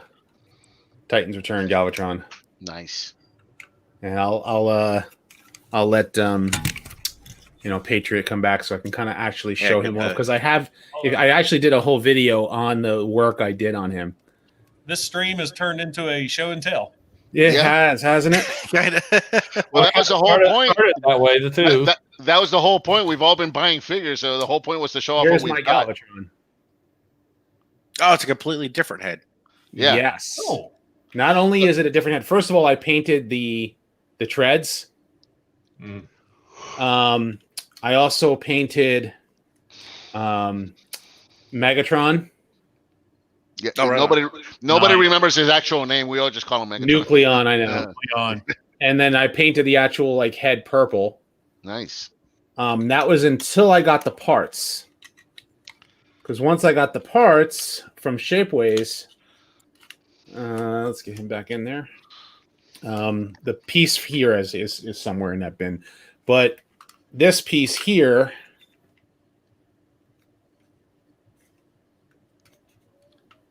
Oh, very nice. Oh, nice. That totally eliminates that whole Titan. Yeah, and you can put whatever head you want on it, right? right? And the whole connector piece, and then you buy the head separately and then paint it. And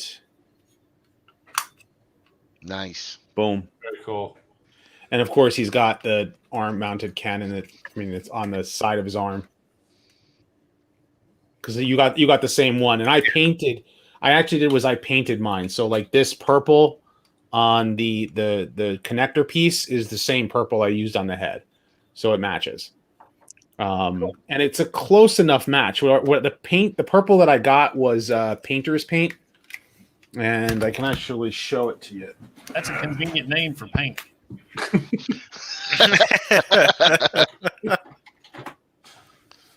Well, There it is. Oh,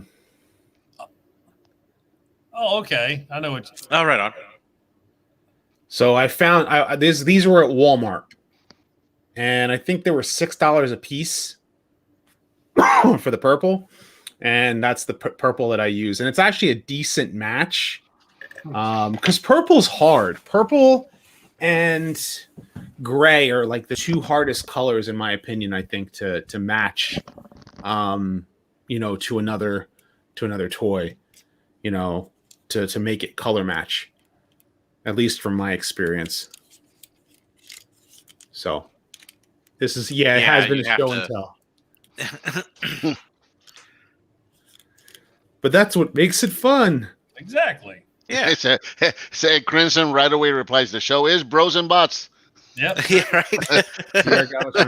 Can't even turn his head. Tore that canopy off his back and turned it into a mini open play. There we go. Yeah, I can see why you did that. I mean, I left it on because I wanted to, and I actually painted parts of it. You can actually see parts where I painted. Yeah, I So- left mine intact, but I will be replacing him. I mean, it's a good figure. I like it. It's a good figure. Yeah. If you get the toe hack set with it for it, and you get the helmet, so you don't have to use that little flip up thing. Mhm. The little flip up. Yeah, you just using the Titan Master with the helmet that you get from Toy Hacks, then you can turn his head, and he becomes a perfectly playable figure. I'm really happy with it. Yeah, I removed that. I actually unscrewed the back to take apart the toy, and then that's how you have to be able to replace the unit for the transformable neck. I thought about opening it just to take off that flip up thing, just because I don't need it there anymore. Yeah, and that's all you have to do. It's I think it's 4 screws. Mm-hmm. So Hey, I think remember the Generations Galvatron, the tank? That was. I never got it. Yeah. That is one. Yeah, the classics. I think it was. That is one figure that I never got. This thing. And I never That got is a hunk of junk. Yeah. I've always heard it's a hunk of junk, but I've never had it. So I don't know what's don't know. worse, honestly. Is that Galvatron bad or is Armada Sideswipe bad? Oh my God, Sideswipe. Armada Sideswipe is That pool garbage. Flash, right? No. Huh? He's like a blue. He's a blue sedan that barely transforms. It's like you just stand him up, and then like part of the car flips over, and that's kind of it. It's a piece of garbage, man. Because of the gimmick. Because he had this big old gimmick where the back of his car mode, right down the middle, a third of, if you split it in threes, the middle section does this flip up thing for an attack mode, and they had to build the robot around the gimmick. It's a piece of garbage, man. It's horrible. And the car, you know what? And his name is Sideswipe, and he's a sedan. He's a blue sedan. Yeah. What was that? What was that, Patriot? I said, didn't that one come with like a little bicycle mini con or something? Yes. Slid Yeah. in above him? Yeah. Yep. It was supposed to be a launching figure, or like, you know, where he rolls out and rolls off. Nice. It just kind of flipped it over. I have that set. Yeah. That is a good set. And I got The heads. Toy Hacks face stickers. Oh, the heads for the G ones. Here I go to my shelf. Yeah. Oh, mine's in robot mode. Or sorry, mine's in vehicle mode. But I got that set, and then I also took the depending on which version you have, you either have screws on the shoulders or you have rivets. Okay. So my Ironhide has screws, my Ratchet has rivets, so I had to drill those out. So then on the arms, when you transform them, they just pop off the socket, and then you put them on the top, so that his shoulders are actually up on the correct height.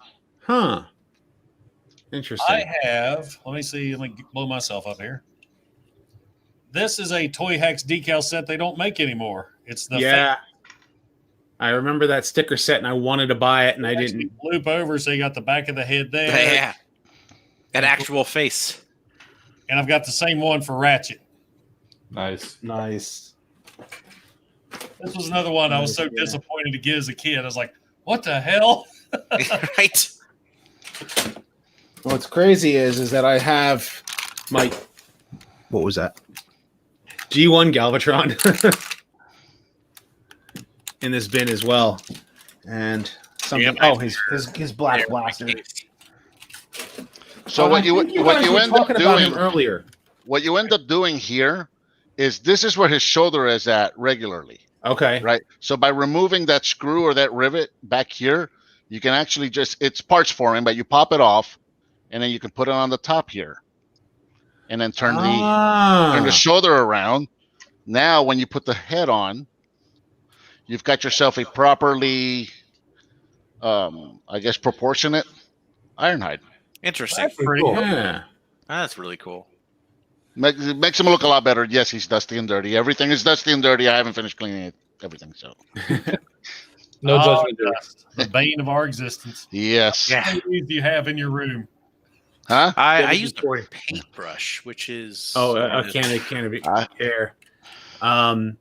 Did you guys ever end up getting this guy right here? I never got that one. Yeah, yes, I never got that one. Back in the day, he was part of the purge as well. Alternators. This one specifically is alternator smokescreen.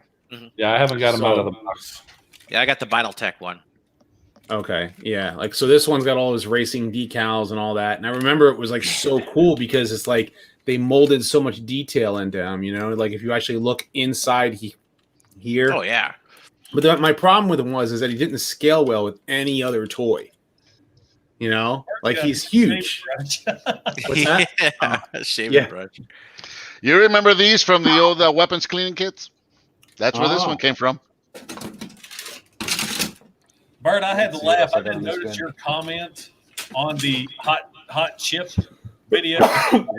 Which comment? I think the military veterans. Yeah. Alternator smokescreen from Transformers.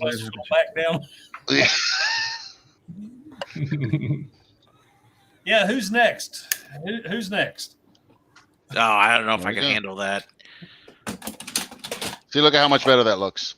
Oh yeah. Yeah, it does. It looks way nice. So Yeah. it just depends. Like, so I think this is a reissue. So he had screws for the shoulders, where my Ratchet was a G1 and he had rivets. So I actually had to drill them out. But yeah, it's parts forming. It's cheating. But you saw the shoulders stay in place. You just pop them off, put them on the top, turn them, and then pop the head on. And Yeah. I'm really happy to have it on my shelf looking like that, man. That looks great. Because Yeah.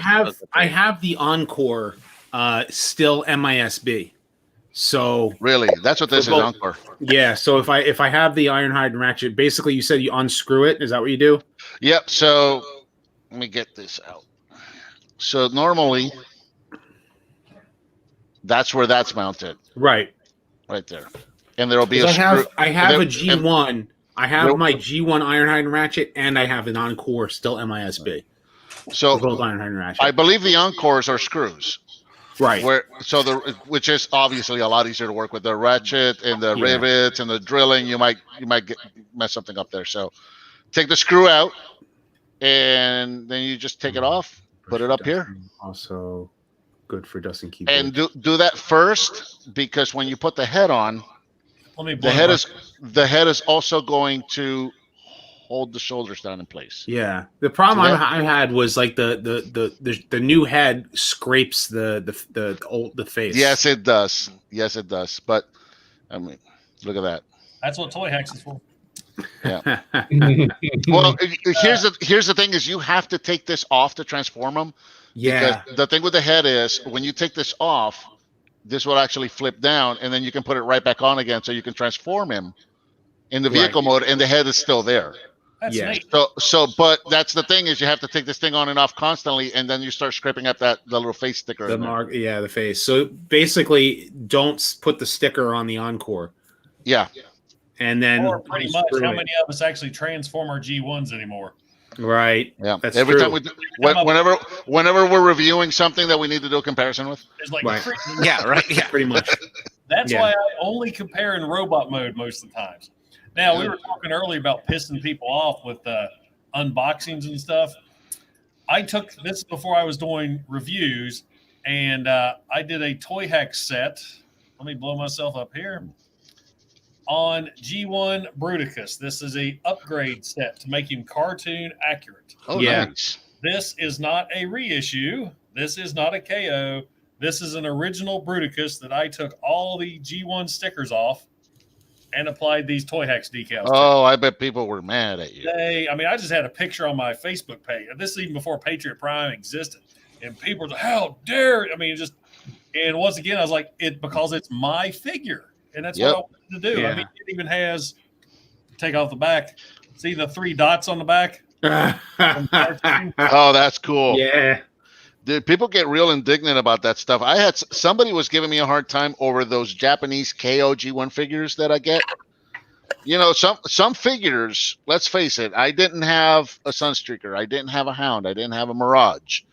And a very realistic way of getting a G1 of any one of those figures is to get a KO. Right. Mhm. Or be ready to pay $300-400 for a G1 figure that's incomplete and all scratched up and the joints are loose. Mhm. So, or I could spend $40 on a KO. And somebody started giving me a really hard time about that.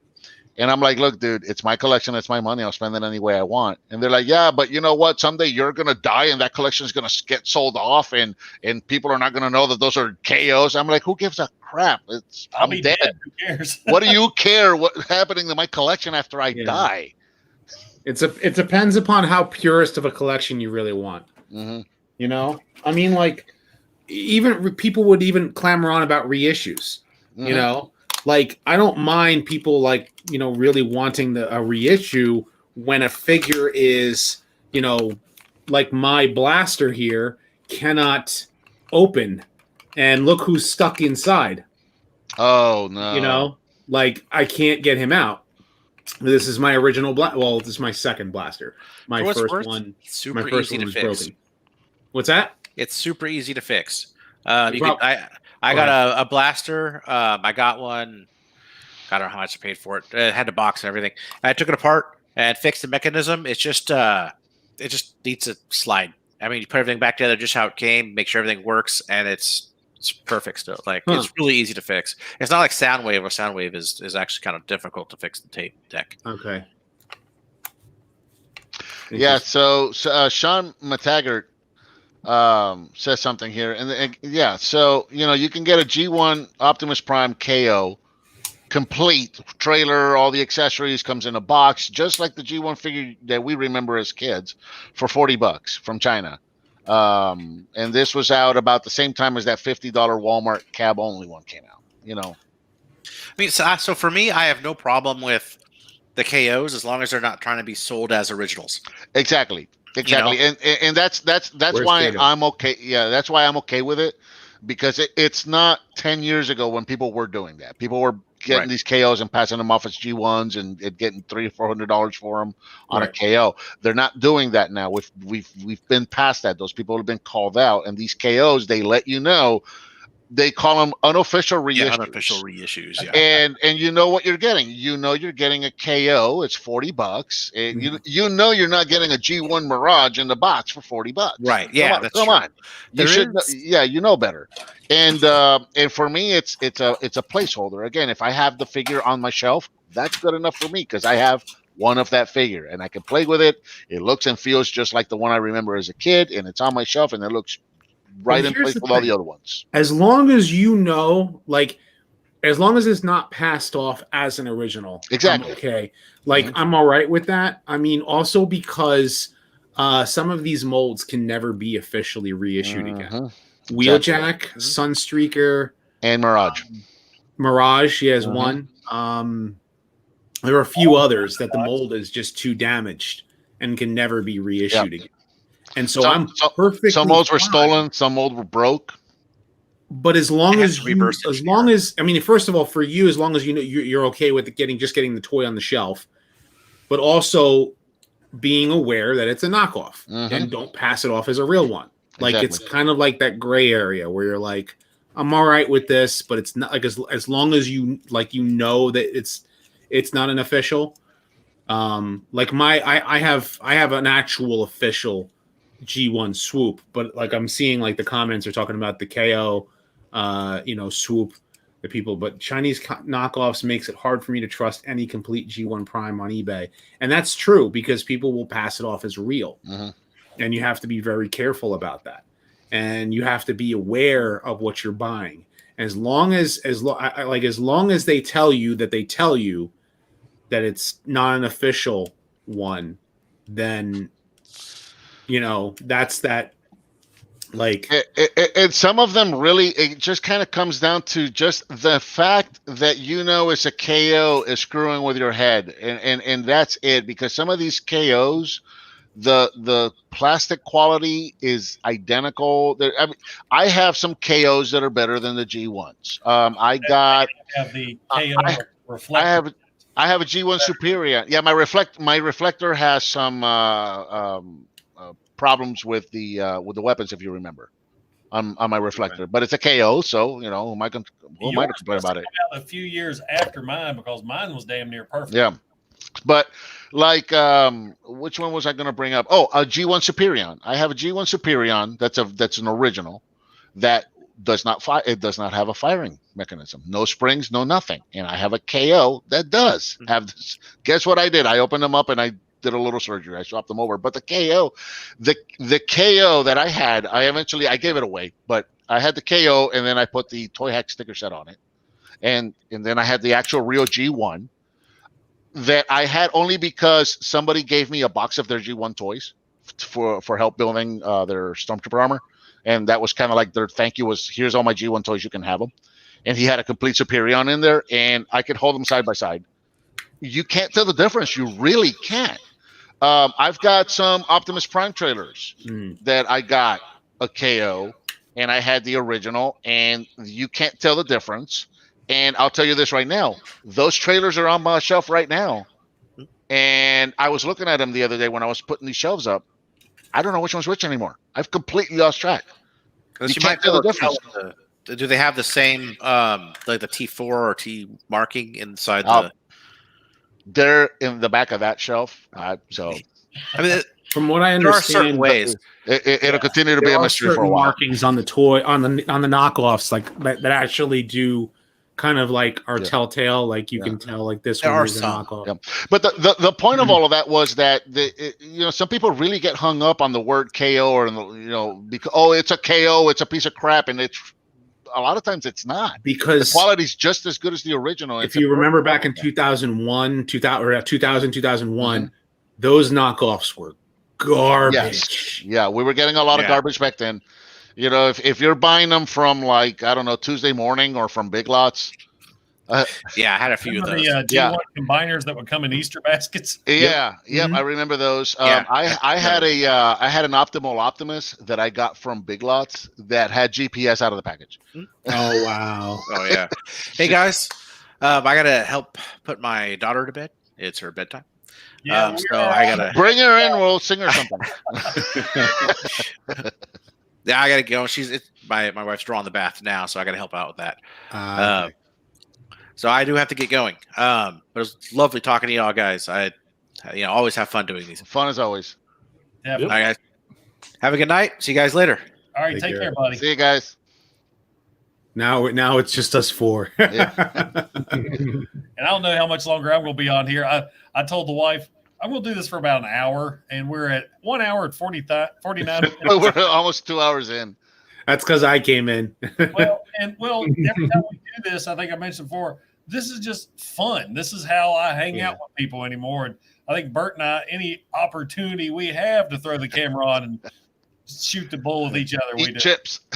I something like I don't have like this is like for me it's like okay, it's Saturday night. The kids are in bed.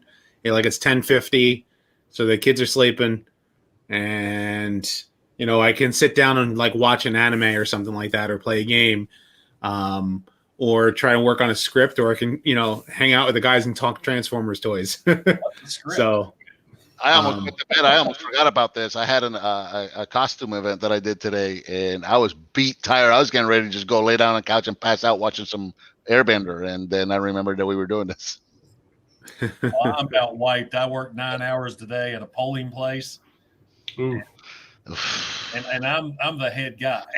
Oh, thank you. I had to watch my kids for 2 hours before I had to leave.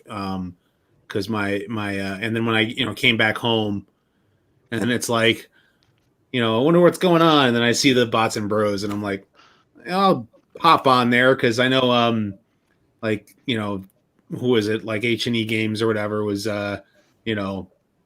doing stuff, and like I saw the there he is. You do not script your shows. Everything you see me do, especially like when I'm talking about my G1s, right here. Yeah, it's amazing. More G1 Marvel comic knowledge than anything else, because you'll see a lot of times I'll just briefly skim over the cartoon. When I go into those comic books, I don't script, like if I do a toy review or news video, like if it's a toy review, that's all out of my head. If it's a news video, I have the article up, so I can, but I'll reference stuff out of my head, and then I'll go back as I'm editing it, and I'll edit images in. Same here. I have find the images beforehand. Sometimes I know, okay, in this issue, I remember this specifically happened. That way, I got that image ready to go. I have a dry erase board. Go ahead. I have a dry erase board for notes because I do measurements and I do the year. I usually try to do the year it came out, or the year and the month if I can get it, the original retail price, and I do measurements for vehicle and robot modes. So I'll take notes and I'll put them on a dry erase board that are above my review table, so I can look up and go, okay, this was released in 2016 and it cost, the original retail was this much, but that's it. And I still get it wrong sometimes. I'll say 2000. I'll write 2016 and I'll say 2006, and then everybody calls me out on it. Somebody will say, "You didn't give the measurement of that figure," after doing it 2 minutes in. No kidding. Somebody will ask me how big is it. I'm like, go to 30 seconds into the video. Why does it cost that much? You guys saw my faceplate video today, right? Oh yeah. I saw it briefly. I didn't have time to comment on it. This is the first time I've been in front of this computer today. Oh wow. Yeah, so like my faceplate video, it already went 17 minutes, and I was like, Gold plastic syndrome. If you're wondering what that term In the is, late GPS. 80s, they made Dude, this guy's name. Ah, 501st Airborne Trooper Elite. Nice. So That guy is it- hit all the right notes for me. So yeah, gold plastic syndrome. It's when a toy breaks because the plastic is brittle over time. Some Jason, hold toys up with your- brown and black and gold plastic suffer from it. Monstructor is one. Yep. Um, So there was something Treatment. about the gold paint, just mixing the paint, the process of mixing the paint with the plastic that was done in the 80s and 90s. For whatever reason, that paint and that plastic just don't get along, and over time it degrades, and it becomes brittle. yeah, there's about 5. G2 slingshot is Yeah. notorious Yep. for breaking. Because- Transmetal's Megatron. My Transmetal Megatron broke. Yep. My G2 Megatron broke.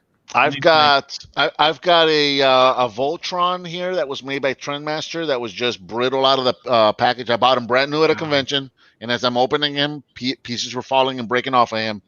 I got the Ecto 1 that was also made by Trendmasters. It's the one for not the Kenner ones. It's the one for the Extreme Ghostbusters, the second cartoon that came out after later with the girl and. It was like the next generation of kids that were becoming Ghostbusters. I got that Ecto 1, also made by Trendmasters. And I also got it in brand new in the box. I was the first one to open it. Pieces breaking, pieces that were gold breaking out of the backs. So stay away from gold plastic and stay away from Trendmasters. What did you just highlight? I didn't see it. G2 Electro is still in good shape though, and I refuse to transform him. Who's the Ultra Pretender that the entire bottom is gold plastic? He's Oof. No, I'm picturing the figure. I can't believe it's a Pretender. I don't know, but I'm more of the Decepticon guy. Hell, Google. I was gonna say TFW.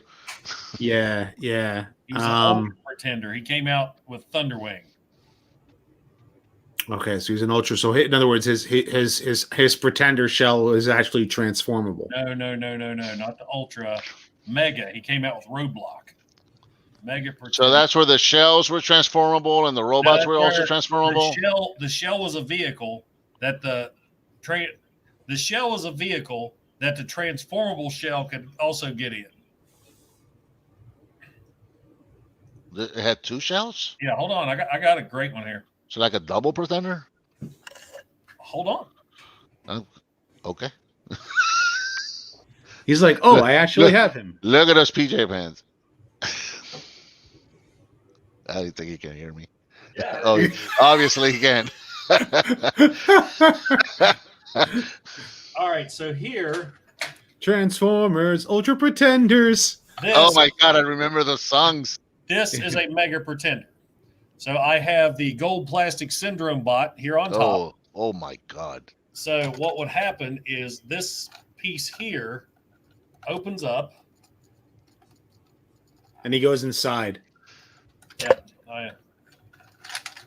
This is one of the best G1 Pretender vehicles. So he's big and he's empty. And then this guy Goes is inside. inside him. Oh, look at that. So it's like a double Pretender. So you can actually have this Pretender or this little where is it?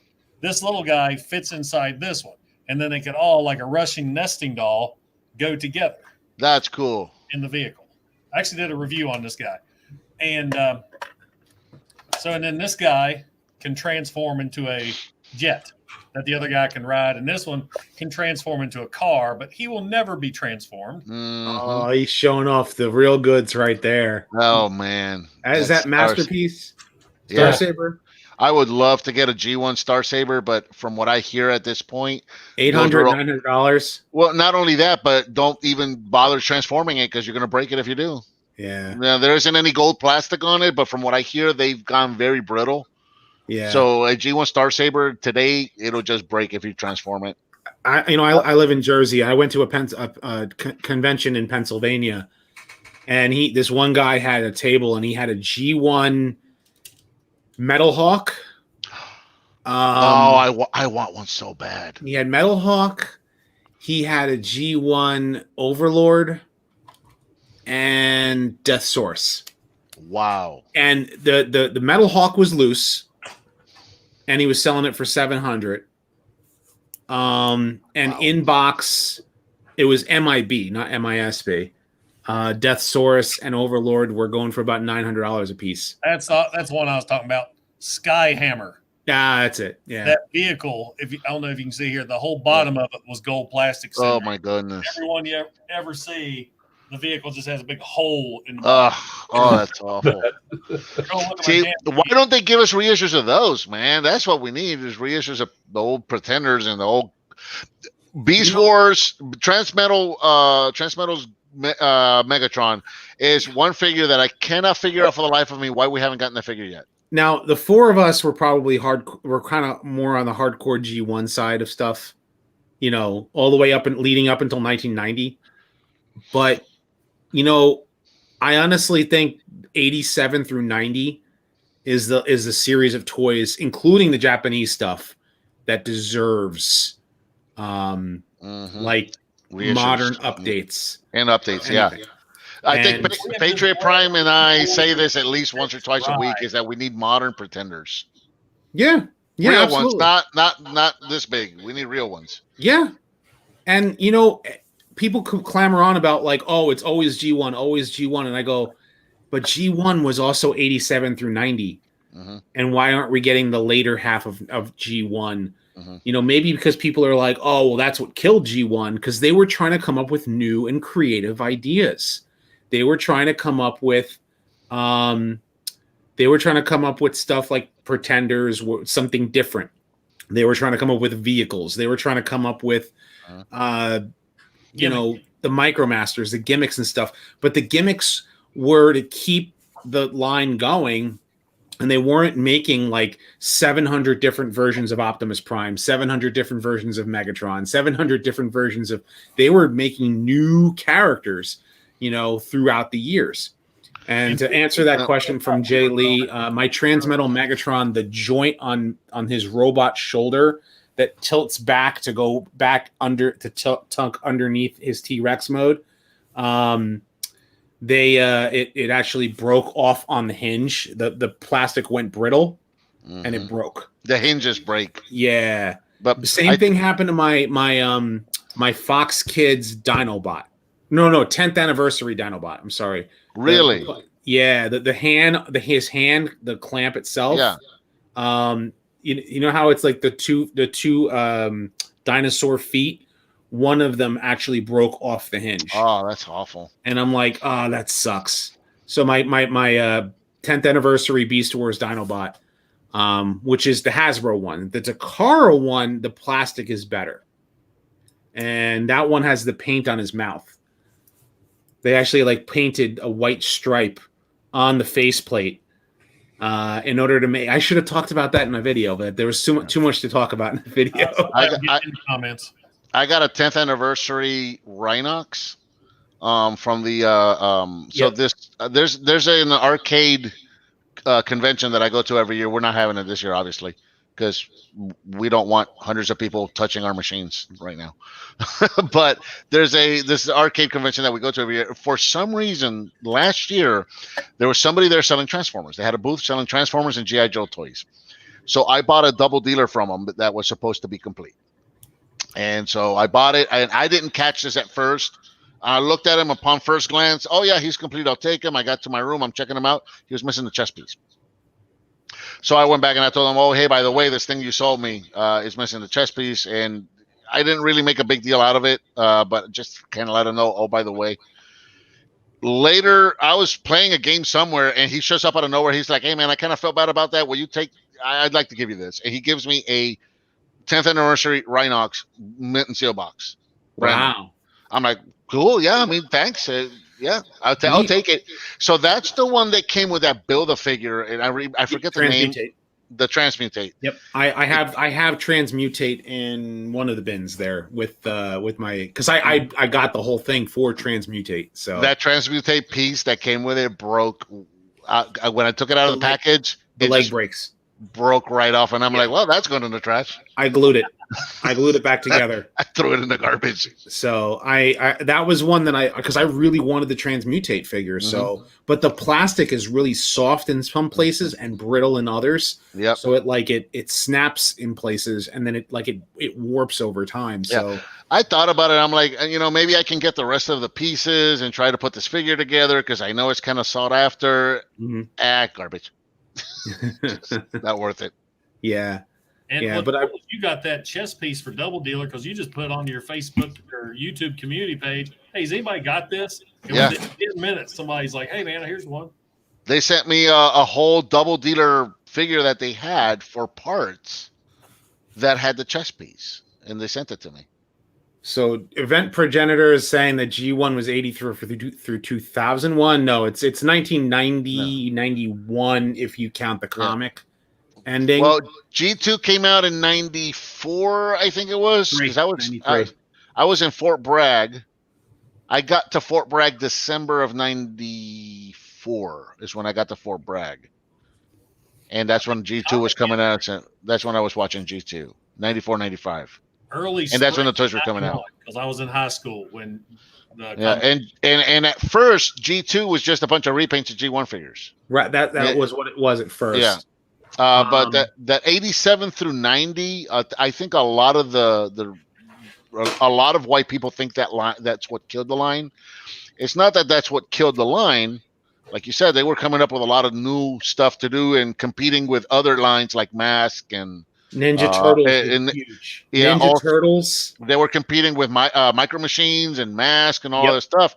But I think a lot of people think, that killed the line. It's not that it killed the line. It's that we were growing out of Transformers. We were losing it. We were getting older. We weren't interested in Transformers anymore. And when we saw the commercials for the new toys, we looked at that and go, that's not Optimus Prime or Jazz or Dinobots. That looks like crap. Who cares? Here, look, a girl. So, depends upon how old you were. Depends upon how old you were. I was because I was born in 81, so I don't know if I'm the youngin or I'm the olden one. You're the youngin. Okay. So, like, I was still a kid. I mean, I was still young enough to be able to watch it on TV. Still young enough to buy some of the comic books at the local convenience stores, little rack that they had. Still young enough to go to the to be like still old enough to be able to be brought to the movie theater in August of 86. And my mother, it's funny because my mother's from Brooklyn, so like you get that like strong like I like Springer, and Wheelie. I'm like, we can't stand Wheelie. But Wheelie. Yeah, my mom thought Jar Jar Binks was the cutest, most adorable character ever. Oh, look how cute he is. He has such a tender face. The reason why my mother loves and remembers Springer so well is because my aunt, who lives in Queens still, her husband's last name is Springer. So and so like that's where it's like, it's like part of the family, I was busy playing music with the girls. That's the same thing with me, Sean McTaggart. It was Beast Wars came and I remember guys in the barracks, like after PT, running upstairs to go watch Beast Wars. I never got into it, and more than anything, it was because it was the animation style. It was in the very early days of CG. Yep. And it just didn't do anything for me. I remember Beast Wars, and there was another CG cartoon called Reboot. That came out around the same time. And I would see the commercial because I would go upstairs after PT and watch cartoons. But I would see the commercials for those, and there was no draw in them for me. So I didn't watch Beast Wars until years later. I would hear the whole thing about, it's a really good story. You should watch it. I'm like, not interested. It wasn't until 2001 RID that he came back as a fire truck that I'm like, okay, I'm going to check this out. I picked up that figure, and then before you know it, this happened. Yeah. So did you end up going back and watching Beast Wars? Oh, yeah. I've watched every Transformer series, even the Japanese ones. I absolutely love Beast Wars. I was like you. that first season, like I was like, I don't like this. The animation's garbage. I don't like the CG. Where I want hand drawn animation. I don't like what it looks like. I don't like the idea behind animals. Why is this Optimus? This is Megatron? Like what? Like what is this? And then and then season 2 happens. And then you're like, oh. Yeah. I even like Beast Machines. You know, after the fact, I went back and watched everything, and I even enjoy Beast Machines. It's not great, and granted, whoever wrote Beast Machines obviously didn't watch Beast Wars, but I still enjoyed it. I still enjoyed it for what it is. I've gone back. I've collected every series on DVD and Blu-ray. It wrapped everything up, and it was a great. I think that was a 2-parter when Megatron possessed Optimus or took over that body. Mm-hmm. Right. And it was so cool seeing Optimus with Megatron's face. The only series that I have not finished watching is Victory. I have started that series twice, and I always fall. It's really hard to stick with. Really? I really enjoyed the heck out of Victory, and maybe just because I love Starsaber. You know? Yeah, I love Starsaber, but I don't know. I just have trouble sticking with it. The Micromasters and the kids in the little the dinosaur dudes. I forget their names. The Dino Force. It just I have a hard time keeping up with that. What was it? Master Force. I had a hard time watching. Yeah, I love Master Force. Like, and you know what it was about Master Force that I had a hard time with is trying to.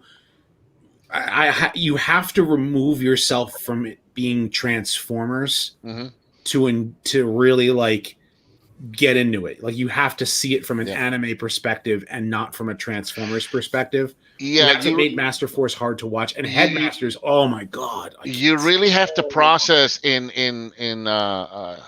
Master Force. You have to process the fact that it's presented as being in continuity with G1 and Headmasters, but it's also happening on Earth, and apparently nobody on Earth has ever heard or have any memories of Transformers ever happening. Yeah. So like this is happening in continuity with that stuff, but nobody knows anything about that stuff. Yeah. You kind of Jinrai on process TV that. Yeah. Advertising like we need to find some humans who want to be Godmasters. What? Yeah.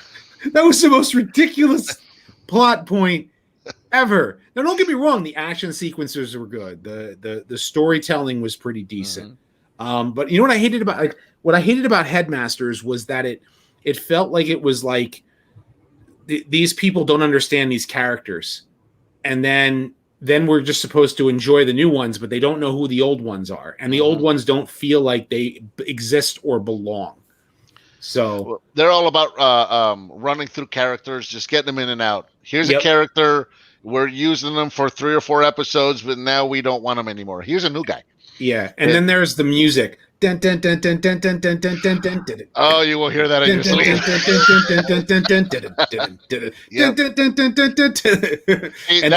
That's a man that's watched Headmasters more than once. I watched it straight through. So, like, because I have the DVD set, so Master I watched Force, it. what Master Force? Da-da-da-da-da. I like that one though. That one. That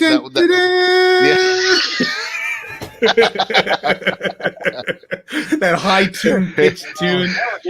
There must be a bunch of very confused people in the chat room right now. Yeah.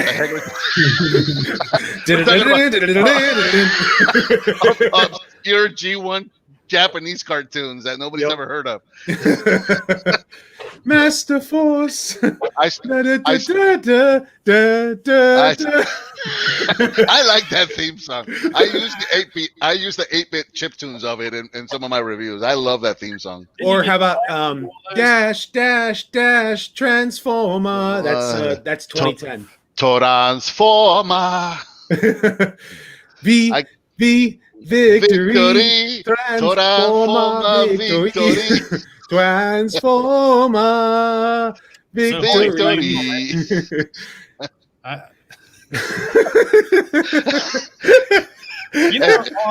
As everybody's exiting the chat room. I know, right? Those numbers are dropping. You can tell it's late. Yeah, We've this has lost been great, but I have got to get out of here. Hurry, Rodimus, play us off. Or hold on a second. Let me think of another. Because I mean, I use for my intro, I use a remix of the Transformers theme, and I mean, I actually really love the music, the soundtracks of different Transformers series. So it's like you always hear that stuff. Actually, you know what's in my head, been in my head quite a bit recently, is I went back and I watched. I don't know if you guys have watched. You guys may have just been a little bit too old to watch Power Rangers. I never got into Power Rangers. But My daughter got into it. It's like 10 years ago. She really got into it, so I started watching it with her. okay, I watched it like when it came out, and I was too old for it when it came out.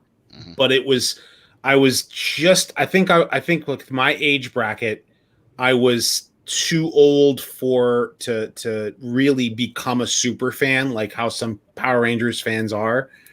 But I was young enough that, you know, what's that? Like Transformers fans. Yeah. But like but like, you know, when you have siblings that are loving Power Rangers, you're gonna watch it with them. You're gonna collect the toys with them. Mhm. You know, I'm collecting the Transformers and X-Men and Spider-Man. And my what's it called? You know, my siblings are all into Power Rangers. So I ended up watching like a little bit of that. I think I like fell off like maybe after the 3 seasons, but I went back recently and I started watching Super Sentai. And Super Sentai is what oh god. Don't apply American Idol. Yeah, no, I'm very well aware that I can't sing. I have a terrible voice. Yeah. But the Super Sentai series, I've been watching that, and the one that came for the 3rd season of Power Rangers was based on Ninja Sentai Kaku Ranger. And what's awesome about that series, yeah, Kimberly, Amy Jo Johnson, because that's what a lot of people. I actually was really more of a fan of Twee Trang. Trini, yeah, because she was gorgeous. Mm-hmm. She was just gorgeous. My middle daughter really got into Power Rangers, like I said, about a decade ago. So we started, we would watch all the shows.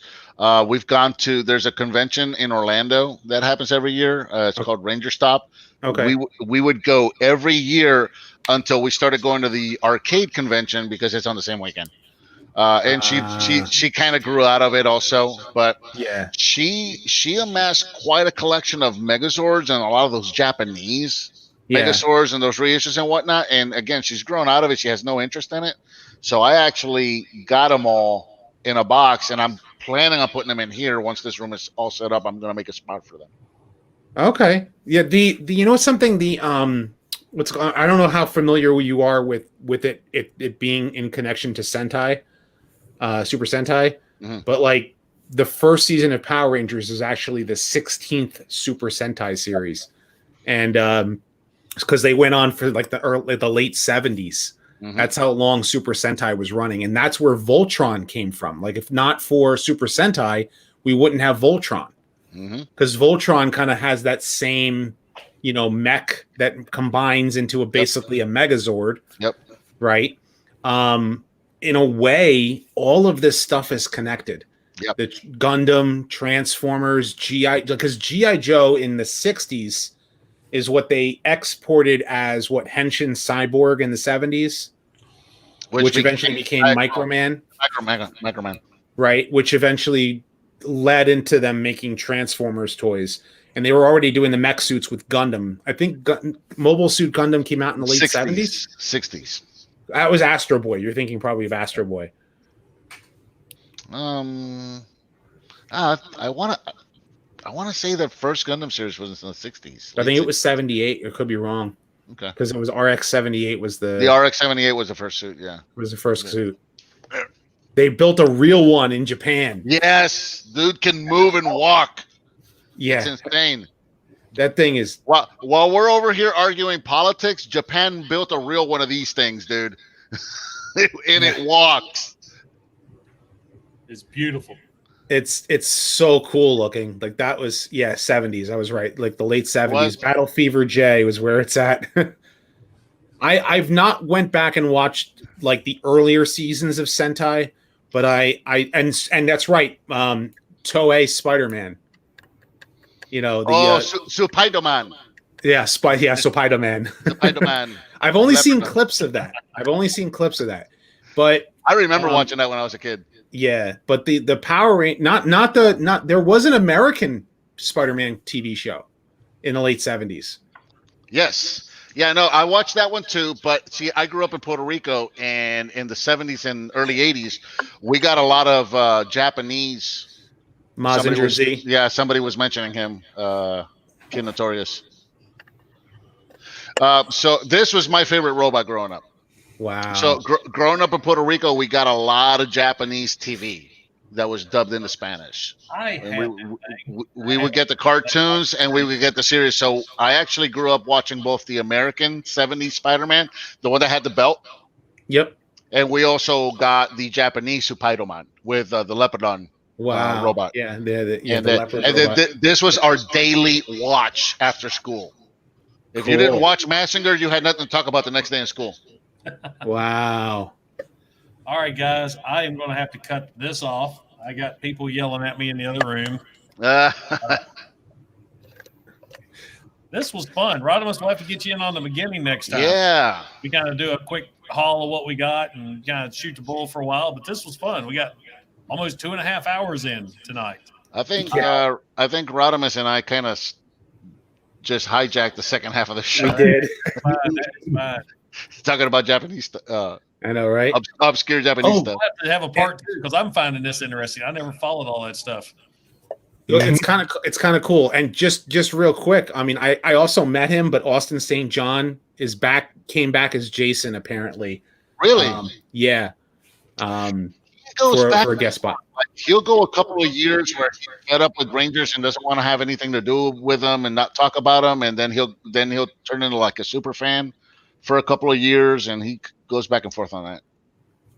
I think right now he's on a super fan kick. Yeah, because he's just loving the fact that fans are eating him up. Him and Jason David Frank just like loves being with fans. Mm-hmm. So that's just his thing. But I know you got to cut this short, Patriot. I don't want to continue on this like thing because you know how we nerds are. We'll keep going. I think Rodimus and I can keep going all night on this. Yeah.